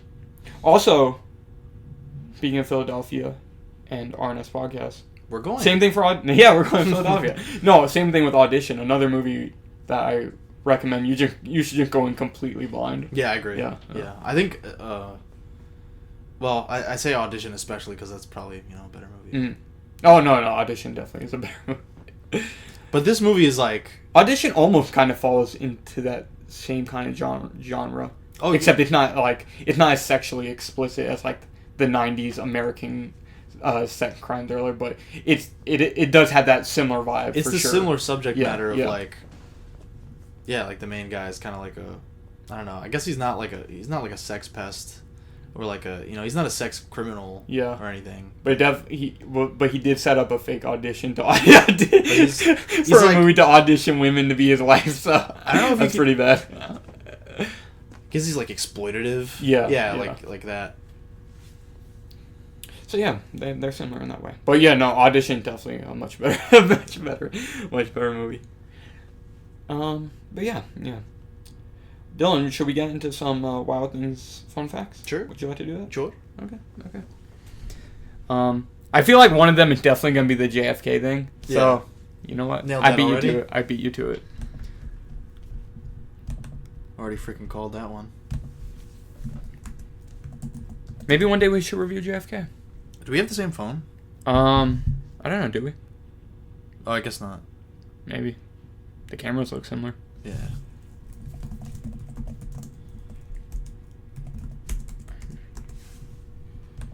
Oh, you know what? Like, I don't know if you know about this, or if you saw it while like looking up the film on Letterboxd, but this movie has like 3 straight to DVD sequels. Yeah, I did. I saw Wild Things 2. I think was on Tubi. I'm not surprised. Because I was trying to find. Tubi definitely does have things like that, but I'm not hating. Shout out to Tubi. Shout out to Tubi. Yeah, Tubi. No, free. I'm glad I have access to it for free. For free. But yeah, I saw. I was looking for somewhere to watch Wild Things before I eventually just bought it on YouTube. And I was like, Wild Things 2. Yeah, it has like 3 fucking straight to DVD sequels. Because the movie, as far as I know, like I think it was like a box office flop. But then when it went to video, it took off. It's one of the DVD ones. Yeah, where it took off. Pops off on DVD. That was part of the meta back in the day. Yeah, definitely. Yeah. And I feel like all the sequels, like, they completely missed the point of this movie. It's like they took that seriously, you know what I mean? And it's funny, in that way, it's kind of similar to Starship Troopers, which also had Denise Richards, because that also has like 3 straight to DVD sequels. Yes. Which are like, it's like the straight to DVD sequels missed the point, and they took the stance of like, oh yeah, this is like the badass action movie. Let's play it completely straight. Yeah, like Starship Troopers are like, yeah, we're a badass action franchise. So that's kind of funny. That is funny. No One Returns, I'm guessing, right? Wait, say it again. No One Returns, I'm guessing. I don't think so. No, except I think the main guy come back like. Are we talking about Starship Troopers or? Oh, I'm talking about. Well, I think no. I don't think anybody came back. Well, I guess only like one character could of the main characters, but. And again, weird. Starship Troopers, I believe, also flopped at the box office and then took off on video. So yeah, cool little connections. Huh. Interesting. So Wild Things trivia. Before the filming of an outdoor scene by the river, a gaffer was fixing lights and noticed something floating by the river. It was a dead body.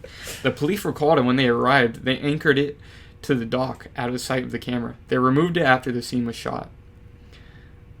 I feel like that's almost kind of fitting that's for this movie. Yeah, it's like the first trivia is like the most wild shit.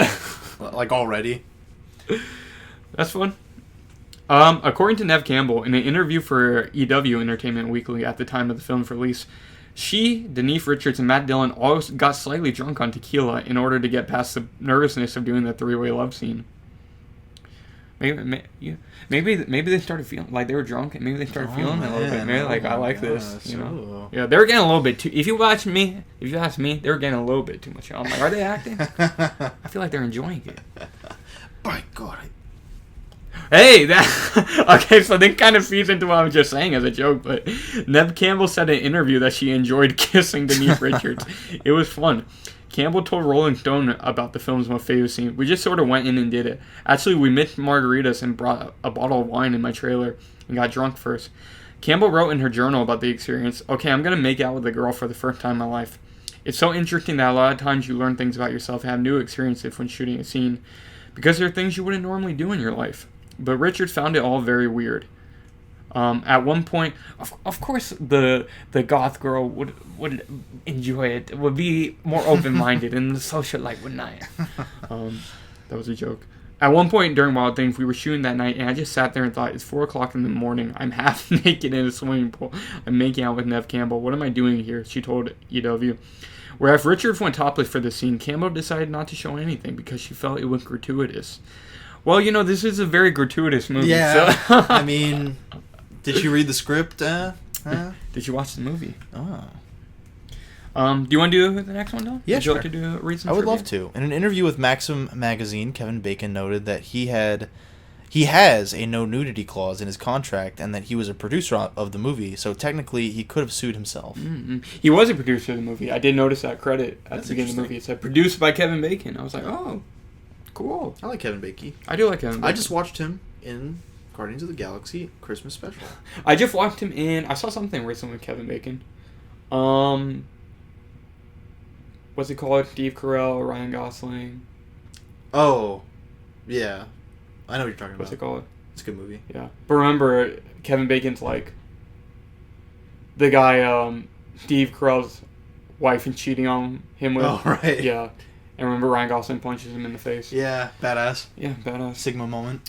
That actually is the best. There's that best scene in the movie where they're in the backyard and it's like, oh, it's the huge misunderstanding of Ryan Gosling, Steve Carell, Kevin Bacon, Emma Stone, and it's basically when you finally get all the characters together in one scene. That was a great scene. But anyways. Oh yeah, that's a really good movie. Yeah, Love Actually. No, not Love Actually. Love Actually is the British one. Oh yeah. I can't remember what it's called right now. 50 First Dates. No. Actually, I was not crazy about that movie as everyone else was. I liked it, but I was not crazy about it as everyone else is. Not 50 First Dates, the Steve whatever Ryan we were Gosling, talking about. Yeah. It's crazy I can't remember the name right now, but whatever. But the point is, Kevin Bacon was also in that, and I watched that recently. So we both recently saw some Kevin Bacon stuff. You gotta love him. Yeah, gotta love him. You want to read the next one, Phil? Sure. Wait. Oh, that's a really long reiteration, I think, of the other fact. In the original draft of the screenplay, the object Kelly is holding underneath the towel in the threesome scene wasn't a bottle of champagne, as seen in the film, but a novelty penis. Oh! Also known as, I think, a dildo, but I'm not sure. Yeah. No, it's a novelty penis. Oh, a novelty penis, okay. It's not used for anything. It's novelty. Novelty penis, yeah. Oh, we actually missed this one. Neve Campbell never appears naked in any sex scenes, even in the unrated version. Did you want the unrated version or the rated version? I have no idea. How long was it? Do you know? It was R. No, it was R, actually. Oh, okay. It says the rating on YouTube. Mm-hmm. So it was like an hour and 48 minutes? Because I think the unrated was like an hour and 55 or something like that. I watched the Arrow Video 4K, and they had both versions, so I watched unrated. Let's see. We'll find out now. Dylan, did you watch rated or unrated? I watched... I wonder what the differences are. Yeah, it was 148 rated R. Oh, so you watch... Yeah, okay. That's interesting. I wonder what the differences are. Maybe we can look at that real quick, if you like. It might be in the trivia. Oh, it might be. Neve Campbell never appears naked in any sex scenes, even in the unrated version, because she was still in Party of Five. And what is Party of Five? At the time? I think that's a sitcom. Yeah, it's a TV show. At the time, and her contract forbid her from showing any real nudity. Though it was all right to imply nudity by showing her bare back during the pool scene. They also show it during the threesome scene as well, her back. Yeah, we missed out, but that's all right. That's okay. Yeah, we did. This looks like it's about the Kevin Bacon no nudity thing again, but slightly longer. So let's see. Kevin Bacon, who has a no nudity clause, said his full frontal nudity was accidental. He didn't think anyone would see it in other regions, mainly because he thought Matt Dillon was blocking the shot. But director John McNaughton told the Huffington Post how Bacon's manhood made an unintentional cameo. Devin, what the hell? Kevin steps out of the shower and Matt throws him a towel and he catches it and covers him, and he did it in every take but one. It's a little miscue. Yeah, miscue. And it didn't cover him. The film's editor, Lena Maganini, convinced McNaughton to use that take. That kind of fucked up. Especially because Kevin Bacon explicitly does not want any nudity. But I think the fact that Kevin Bacon was a producer, he probably could have put a stop to it. Yeah, I get... Oh, well, here's the next line. We called Kevin and he said, "How do I look?" We said, "You look good, Kevin." He goes, "No problem." I didn't think any more about it, so I was shocked, really shocked, when everyone kept on about it after the movie's release. Bacon told Total Film. Okay, so he was cool with it. It really wasn't that big a deal. In 2015, Bacon shot a funny Free the Bacon PSA, encouraging more male actors to do full frontal scenes. You know what? I agree. Fuck it. Just go ahead and bear it all. Show your fat cock. Why not? Kevin Bacon said in an interview that he and other cast members had trouble keeping track of the lies and twists on the script.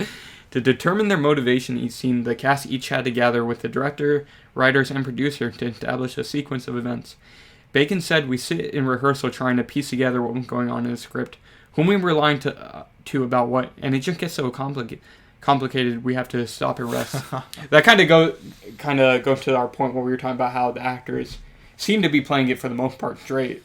Yeah, they were probably just playing it like in each scene for the benefit of the audience, not for like, not trying to have nuance of like, oh well, I'm acting as someone who's lying, and acting themselves. Like, I don't think they were doing that. Yeah, and it's like at the same time, it's like, how do you do that? That's hard. Yeah. And in a movie like this, you're kind of wasting your time. Yeah.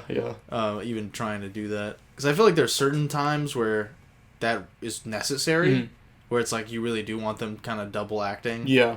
If possible, but yeah, for this, I feel like that's a waste of time. I agree. Yeah, I agree. Do you want to read the next one? Sure. In a 2019 interview, Denise Richards said that she hasn't exactly encouraged her 3 daughters, who range in age from 7 to 15, to watch this movie. I wonder why.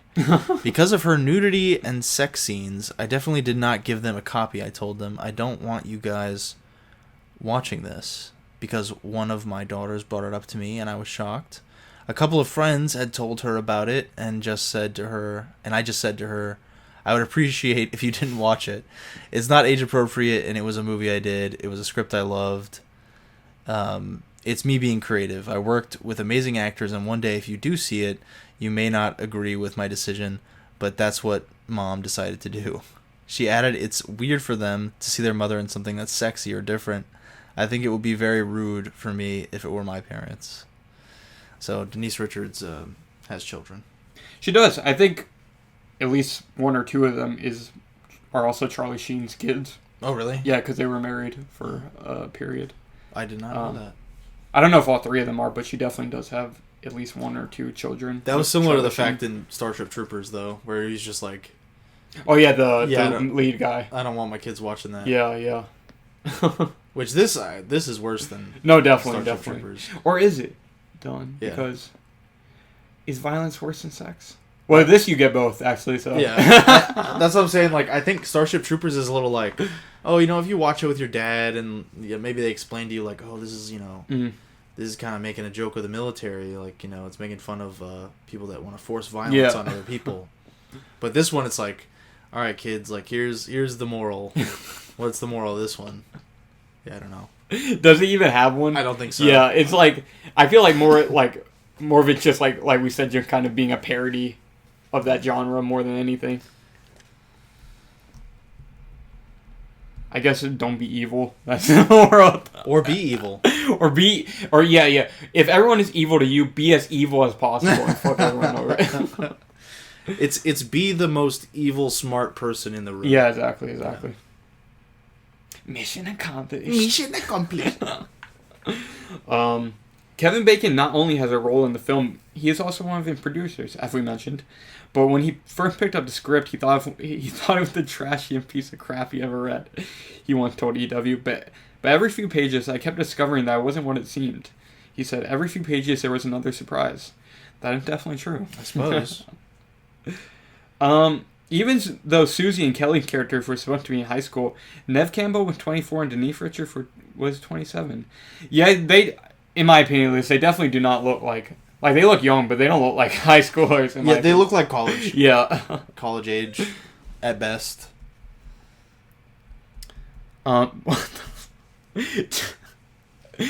Director John McNaughton says he deleted a scene that would have shown Matt Dillon and Kevin Bacon showering together as it went gratuitous.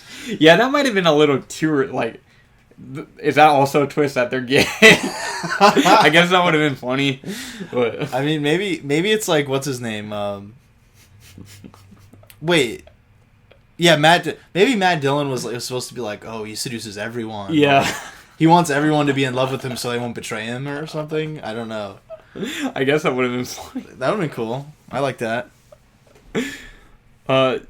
Director John McNaughton told EW that at her first edition, Denise Richards was good, but not so good that we had to hire her. But when she came back for a second audition, she was a lot better. She obviously thought about the character, which we took as a good sign that she could do the role. Then he added, if worse came to worse, we knew she would be beautiful, and she was willing to be nude. Okay. Come on, son. Yeah, there you go. Come on, son. You can't say that. Prior to filming, Denise Richards had a corrective breast implant procedure after she had a rushed procedure at age 19, but the surgeon again gave her larger implants than she expected. Oh. Yeah, that's interesting, I guess. You know what? I didn't notice. So I did. They look kind of fake. Actually, no. You're kind of like you don't get like a great look at them. It's mostly from the side, especially in the bikini. Maybe you're onto something. Which he's in the kind of see-through bikini with Kevin Bacon. Maybe onto something. Yeah. This is interesting. Robert Downey Jr. was originally cast as Sam Lombardo, but dropped out. I think I like Matt Dillon better in this role. I don't think I would have really liked Robert Downey Jr. in this. Yeah, me either. Yeah. I think Matt Dillon could in it. And also, I think I probably, personally, like Matt Dillon as an actor better than Robert Downey Jr., but no hate to RDJ. I like both of them. And I just don't think RDJ can, especially now that he's like Disney-fied, I can't see him as like a piece of shit. Yeah. Yeah, not in the way like Matt Dillon is in this. I think you're right. I don't think he would pull that off. And plus, at his worst, the Sam Lombardi character, you're supposed to eventually be like, oh, he's a fucking murderer. Yeah. Like, he just killed a teenage girl. And I feel like RDJ, I'm like, eh. Yeah, so. Because I think Matt Dillon has that, like, I don't know, he has a certain look and the way he acts in this movie where the kind of twist does work. Yeah. And there's kind of like 3 twists with him. Because, like, you think he's innocent, then you think he's, like, guilty, then you think he's, like, guilty and he killed the girl. Yeah. Like, one of the teenage girls. And then they go back on that, and he's just kind of like, he's still kind of a piece of shit, but, you know, at least he didn't murder a girl. And also, I feel like he's very believable as, like, a jock kind of character, because they mention, Kevin Bacon does how it's like, oh, he got through college on the athletic scholarship. So, like, I feel like he pulls off, like, oh, the jock who gets a bunch of pussy. Like, Matt Dillon fits that role very well, I think. And then he winds up being the teacher that, like, the schoolgirls want to fuck. Yeah. So, I think he's perfect. I'm not upset that RDJ dropped out of this movie. Yeah.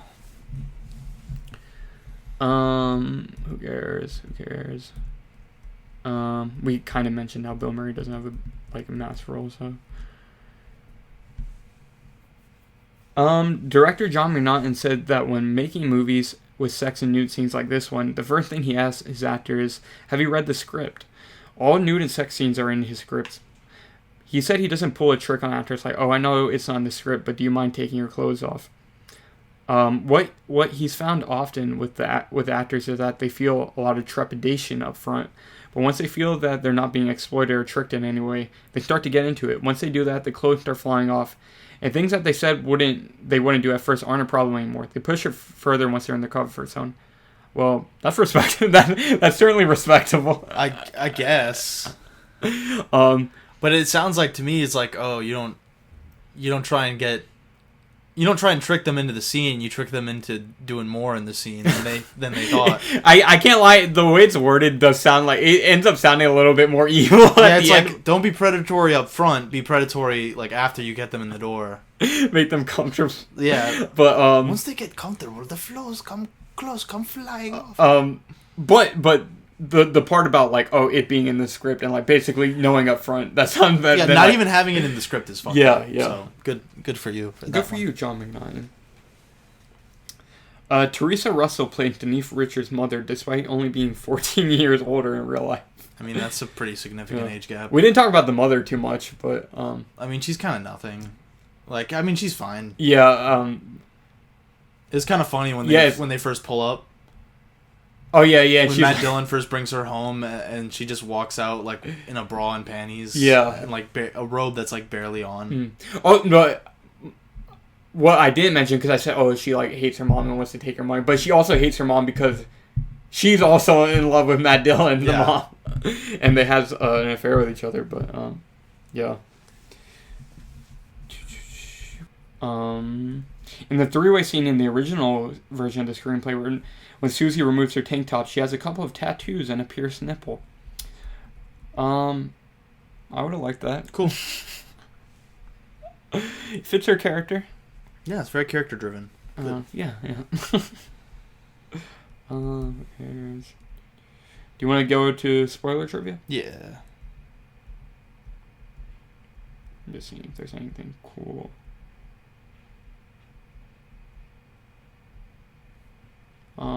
The thing about JFK, as I mentioned. I beat you to it, IMDb.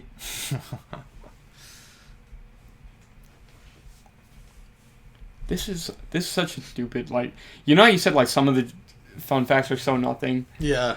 Both Matt Dillon and Denise Richards are both left-handed, like, okay, like... That does a lot. What does that have to do with the movie? Yeah.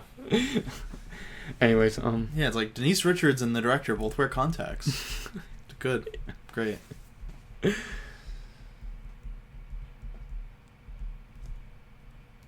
What the Wait. What does this mean? Italian censorship visa. Copy that first part. I'm scared, honestly. I'm scared to look that up. That's weird. Yeah, one of the fun facts that like the bottom one, it says 2 out of 18 found this interesting. Italian censorship visa number 92823 delivered on the 30th of July 1998. What does that mean? Maybe that was like the 90,000th movie that the Italians like rated in their ratings thing. Cool fun fact. It's hard to make sense of that. Anyway, spoiler trivia. I feel like this isn't even a spoiler. Like, this shouldn't be in the spoiler trivia because this is mentioned in the regular trivia, the threesome scene. But Denise Richards declined to use a body double for the threesome scene. And we love you more for that. And we love it. Yeah, we love you more for that.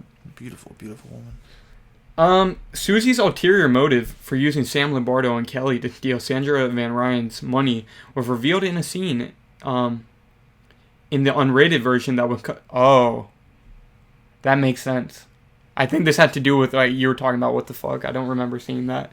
Oh. About her being related. Oh, so that was cut. I guess it's, yeah. So Susie's grandmother, Ruby. Oh, it's her grandmother who has her, I think. Wait, is that it? Okay, let me keep reading. Because that whole twist was very confusing. Susie's grandmother, Ruby, Carrie Snodgrass, the actress, revealed to Detective Gloria Perez, Daphne Rubin Vega, who was Kevin Bacon's partner, as we mentioned, that Susie is actually Sandra Van Ryan's half-sister and Kelly's aunt. So yeah, the mom's half-sister. Because Kelly's grandfather had a relationship with Susie's mother and got her pregnant. But after he abandoned Susie and her mother, the mother drank herself to death. So he didn't try to kill her. She was like so upset for that reason. With this revelation, this means that Susie is the rightful heiress to Sandra Van Ryan's wealth and the money, not Kelly. And Kelly and Susie have technically committed incest. Badass. Well, yeah, so I mentioned all that. So I was wondering, damn, Dylan, how'd you miss that? But Yeah, it just was not in the... Yeah. But that kind of goes to what we were saying, though. It doesn't really change the movie, not having... Like, because the ending still works without that plot twist. Yeah.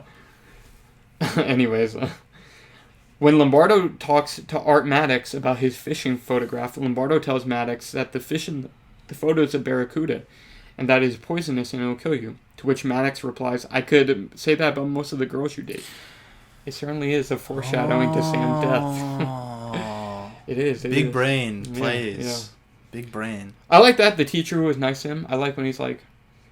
After he beats the case, he like hugs the teacher because he's like a good friend. You know. Yeah, and he's like clearing out his office. Yeah, and then the teacher hugs him. And he's like, I can't come back for this reason. I was like, oh, they're good friends.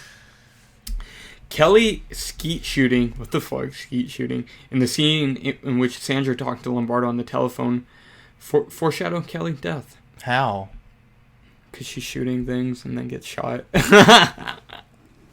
You remember when she calls, when she finds out, oh, Kelly's been absent, and then when she's like fucking that guy, and then she calls Matt Dillon, and she's like, why isn't Kelly at school? Yeah, and then she's shooting skeet. Yeah. Well, I mean, I know the scene it's referring to. I'm just saying, like, they're really foreshadowing. Just because she's shooting I don't things, think so. I guess. Yeah, I don't really agree with that. But anyways, that's Wild Thing trivia. Cool trivia. Cool trivia. Do you want to read the rest of the differences between unrated and theatrical? What else did I miss? Let's see. Moviecensorship.com. Comparison. There's a shot of Denise Richards' asshole that I missed. Oh, yeah, you missed that. Let's see. New plot scene. Relatively early in the movie, there's a new plot scene. Starts with Sergeant Ray Duquette, Kevin Bacon, had delivered the lecture on sexual offenses. That was in your copyright. I mean, I didn't finish reading, but just in general, that was there, right, when he's... Well, I mean, like, yeah, the sex... crimes thing is definitely in them. Sam Lombardo, Matt Dillon, Duquette, and his colleagues walk across the campus. They spot Susie Toller sitting on a bench, who is Nev Campbell. However, she angrily makes off straight away. Duquette explains that he had arrested her for drug possession, for which she had been sentenced to 6 months in jail. Lombardo and his colleague are indignant at the death penalty, but Duquette says that she had to be arrested because she had skeletons in her closet. This is the first scene in which which shows that Sergeant Duquette is a much... Sergeant Duquette is a... Does that grammatically make sense? Who cares? Is a much more cold-blooded character than he initially appears to be. After a leap in time, we now see that Lombardo seeing the two policemen and inviting them over to come over again at some time. At that, he mainly faces his wife. As they leave, the wife asks Duquette why she had the impression that he could not stand Professor Lombardo. He asked her if she had not noticed a routine alluding to Lombardo's reputation as a lady killer. The grammar is all messed up. Do you mean his partner? Not his wife, his partner? What the hell? She calls him a hound, whereupon what do you think? Yeah, this is really poorly written. As the sarcastically asked, pussy hound. And then she defiantly tells Duquette that she had found Lombardo quite cute. Oh, so when I had said that, was that not in your cut? Because I mentioned the pussy hound thing earlier. Was that not in yours? I guess not. But wait, what? So when they're walking out, she get pimped off. Is it pretty quick after the lecture? Oh, you didn't get this? I don't think so. That's interesting. You didn't get the other Bill Murray scene where he's talking to the other lawyer at the Mexican restaurant? No. Oh, yeah, that's in the unrated version, too. Yeah, because this other lawyer when he first comes up, it felt like I'm missing something. Mm. Like, it felt like he was supposed to, like, I'm supposed to know who this is already. Yeah. But, yeah, of course, I didn't. So I guess that explains why he felt like not underdeveloped, because he's like a super tertiary. Yeah. You know what I mean? Like, it felt like I was supposed to have seen him before. Yeah. Ooh, the lesbian scene is longer in the unrated version. Okay, so that makes sense, a lot of sense to me, because that scene felt really short. Oh, so you didn't get when they take off each other's shirts and stuff? I don't think so. That scene, because they were talking about in the fun facts where it was like, oh, she was like topless only from behind. I was like, was she topless? Oh, yeah. Dan, you missed out, bro. Yeah, that scene it did feel a lot shorter than, because you were like, oh, you didn't see them making out in the pool, and I was like, they make out in the pool for like 10 seconds. It's really quick. Oh yeah. Yeah, because like mostly that scene is like the fight, and then like way shorter is the kissing part. Going back and watching the R-rated version. Must tug penis. I'm sad you missed out on that. Well, I have it in stills in front of me, so that's really good. After the scene which Lombardo allegedly kills Susie, a new scene was inserted in the unrated version. Duquette visits the Van Ryn's estate. In front of the railings, there's a ruddled puddle? What's a ruddled puddle? He touches it with his finger and then wipes it clean with a tissue. After he approaches the gates of the estate and spots Kelly giving the rover a what are these words they use? Down after the previous night, Duquette makes a sarcastic comment, whereupon she notices him.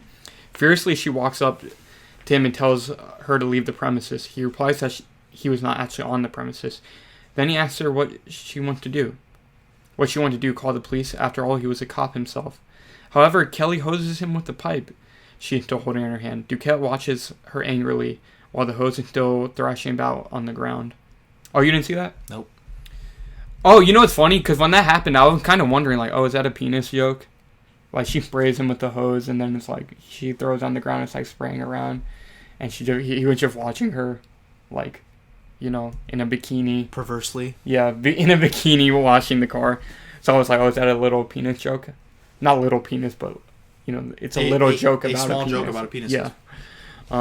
Maybe not. Maybe I'm reaching. But I feel like that's another one that would just be, like, confusing. It's like, aren't you guys working together or something? I don't No, know. he wasn't working with her. He wanted to fuck her over. So she didn't. He was only working with Kevin Bacon was only working with Matt Dillon. So she doesn't know about him. Yeah, because remember, he wanted to help. Well, he fucking shoots her. He fucking kills her. But he was working just to fuck her over, basically. Oh yeah. And then kill her. Oh yeah, his job was to throw her under the bus. Yeah, but he killed her. Yeah. Yeah. Yeah, and also, but it also did work kind of as like a good juxtaposition to the next scene, because the next one's when he goes and visits her, where he's like in civilian clothes, and he goes to her trailer. Mm-hmm. So he visits her first and then talks to her, so that kind of worked, but I guess it wasn't in the theatrical version for whatever reason. Because it has a penis joke. It's a very subtle penis joke, that's why.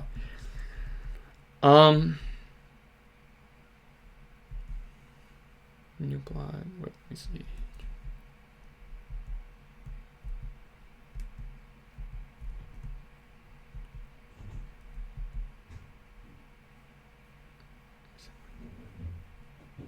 Okay, yeah, this is what we talked about, the baby thing.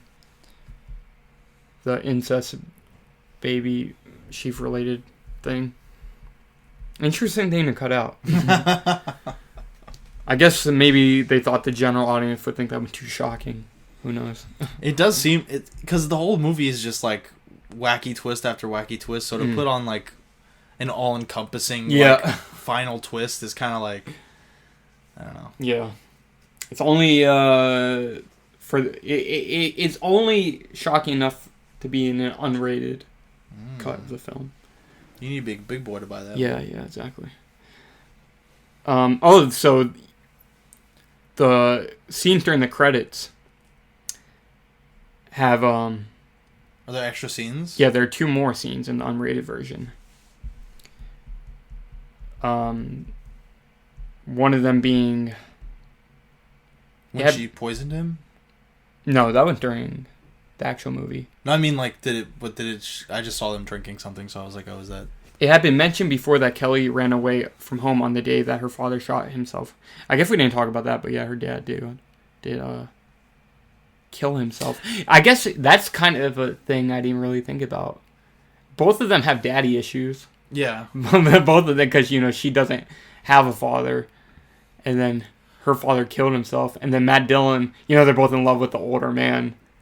Yeah, that's the thing that, like, at first, had me engaged where I was like, oh, like there's this kind of, I don't know if you call it subtext or not, but there's this kind of thing where she really wants the older man to like kind of replace her father. Yeah.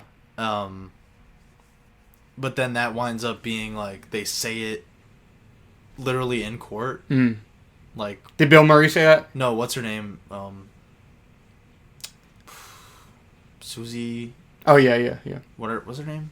The actress? Yeah. Neve Campbell. Yeah, Neve Campbell says that in court where she was like, oh yeah, her father died, so she wanted to fuck him. Oh, she says that when she's on the stand. Yeah. Well, you know what, Neve Campbell? Maybe that's what's going through your little brain as well. You know. Maybe it's the pot calling the kettle black. Yeah, exactly. Yeah, in a sense. Not literally, just in a figurative way.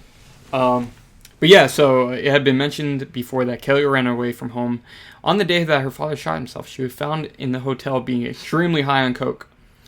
This scene belatedly reveals that she had also apparently met Lombardo the day, thus being a prelude to her part of the coup. She enters the bar in which Lombardo sits. Thrustfully, she approaches him and sits down in front of him. They use some interesting words on here. On moviecensorship.com. Movie-censorship.com. Hyphen, my bad. He asks her what she was doing. She tells him slightly euphorically that she was running away from home. He asks whether this was a sensible thing to do. She affirms, and whipping out a sachet of coke, she says that she also had some toys. She offers him a line of coke on her fingernail, which he snorts. Ooh. Yeah, it's crazy how Lombardo, like, you really think he's a good guy. He's just a bad guy. Yeah.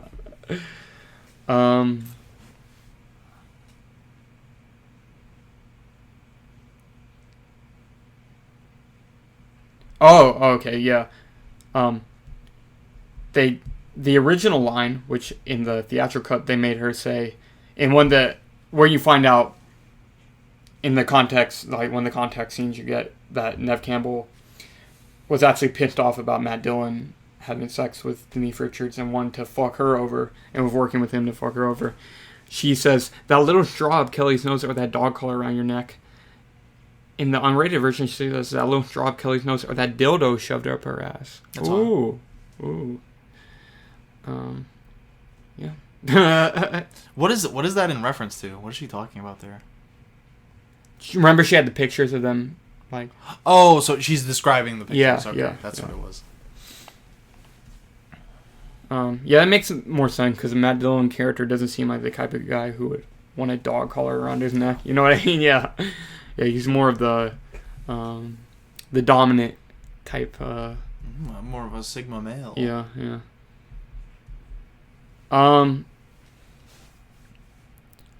Also, you didn't see that. So you get what really happened. Well, you see part of this. Oh, you do see this? Yeah, you see part of this because she takes the pictures. Like, right, she blackmails him, right? Yeah, but so in the rated version, do you get the scene of what happened when she came into his house after she washed his car or whatever, and they have sex? No. You get that in the unrated. So there you go. You miss a steamy sex. But don't you see that, though? You probably see, like, a little bit in the picture, but in this you get, like, the full scene. Well, you see part of it because she takes the pictures of it. She takes the pictures of it. Isn't that what she's blackmailing her with? Or is that, like, a different No, that's it. scene? That's it when they're in the hotel after her father killed himself. Oh. Yeah, when she found out they were having sex with each other. This was after she had washed the car. Remember when she comes into his house after washing the car where he supposedly raped her or whatever? In the beginning, yeah. Yeah. Okay, so they just you get that. They have a nice little sex. Yeah. Wow, I just bought the DVD. Man, oh man, can't wait to watch it. Yes. Thanks, Megan. 8 years ago. 8 years ago. I wonder what Megan's doing. Watching Wild Things. It's her favorite movie. Why is she looking at the differences between the rated and unrated versions before she's seen the movie? Good question. Bad choice, Megan. Yeah. So yeah, Wild Things. Wild Things. It was a bit of fun. It was, time. Not the greatest movie I've ever seen, but I liked it. An enjoyable time. Another one under the belt, like you said. Another one under the belt. Yeah. But next week, well, I don't know what the fuck we're doing, but what are we doing? for some point before Christmas is over, I do want to do Gremlins. No. Would that be probably next week, right? I guess. I don't know. Yeah. Because that would come out the week of Christmas, and we probably want it to come out the week. Because if we record it next week, it will come out. Yeah. The week before Christmas, so. Okay. That makes sense. Yeah. And then after that, get excited. Because I assume, probably the week after that, we're doing our end of the year wrap up. Going to be talking about the movies we enjoyed seeing in 2022. I wonder if there will be anything special about that episode. There might be. I wonder. Should we spoil or should we save it? Well, we might have a special guest. Until we have the contract signed and squared away. Yeah. Maybe we won't mention it. We might have a special guest on the episode. Yeah. That'd be fun. Yeah, it's probably better to say might because I feel like, no offense to the person. Well, they might let's just say we need this contract signed before we can say anything. Okay. But hopefully. Yeah. Yeah. That'd be fun. So it's probably gonna be I imagine it'll be a fun episode. I think. Yeah. It was a fun one last year too. Yeah. It's a fun thing to talk about. Are we gonna do? Is it a bit more lax? In my opinion, I don't know if you feel the same way. I do like doing episodes sometimes because at the beginning of this episode we just kind of shot the shit for 30 minutes. Yeah, so it's kind of like that, except we're just talking about the movies from this year. Do you want to do like a recap episode and then separately do like? What do you mean? A 2023 like episode where we talk about the year coming, or do you want to do? I feel like we should do that together. The same episode because our special guests probably might want to talk about what they're excited for next year as well. Okay. So, yeah. Okay. I think we should keep one episode, but I don't know. You let me know. What do you think? Well, I was just thinking about 22, like our first, remember what was the last one called? 2021 and Beyond? No, or Looking Forward. So I forgot what it was called, but... Well, that's why I mentioned that is because like it was a clumsy title, so I was like... I kind of liked it. Because I wrote like looking back on 2021, looking forward to 2022. But I just thought it was a clumsy title. And maybe we can find like a more slick way to I guess to title it. Or we could upload them separately and just record them on the same day. Maybe that might be a good idea. Yeah. We'll see where the conversation takes us. We'll find out. But either way, I'm excited to do that episode. Yeah, because it was fun. So yeah. Maybe we should come up... Because I feel like last time it was kind of clumsy. Like, we literally just looked at Letterboxd and talked about every single movie we want. I feel like we should maybe, like, each of us come up with some kind of list. Maybe we both Maybe, like, best movie, our best movie of the year, our worst movie, or unexpected... Like, the one we liked that we weren't expecting, like... Or something like that, you know what I mean? Do categories? Yeah. That'd be fun. We can workshop it a bit and see. Yeah, so that'd be cool. You're not freaking kidding. Yeah. Definitely had to do... I have 2 weeks. There's definitely some more things I need to watch before we do the episode. And I think you mentioned that as well for yourself, too. Yeah, I might go see Fabelmans. I don't know about today. Because what time is it? 3:49. Yeah, it's kind of late, I guess. But yeah, I want to see Fabelmans. I want to see, maybe the Cannibal movie. We'll see. Yeah. And what's it called? It's coming out. Babylon's coming out. Yeah. I don't know if that will be before or after. I think it'll be after because that's the week of Christmas. Yeah. So, yeah. Probably. But yeah, it's going to be a good time. Yeah, I agree. And The Whale is coming too, which I'm very excited for. I'll see The Whale. Sadly, that horrible little girl is in it from Stranger Things. But... Sadie Sink? I have nothing against her. I don't like her. Against her. I heard she's good in this, so. I mean, I don't, no hate, no hate. I just don't like. She's not working with great material. In defense to her. Yeah. That is true. But I just see her and I think like, oh, that fucking character. From Stranger Things. So, but I'm gonna keep open mind because I've heard good things about her performance in the movie. So yeah. Yeah, and I heard that in general, the movie's been getting good reviews. Yeah. So yeah, excited for that one. So we got some loose ends to tie up, but look forward to the recap episode. It'll be a fun conversation for sure. So yeah, thank you again for listening to today's episode. Wild Things goes crazy. Wild Things, yeah. And watch the friggin' movie. Yeah, watch Wild Things. Watch every single movie we review on RNS. Watch every movie you ever. Yeah, for sure. Yeah, for sure. Dylan, I don't know if you mind, but the beginning of the year looks like it'll be my choice.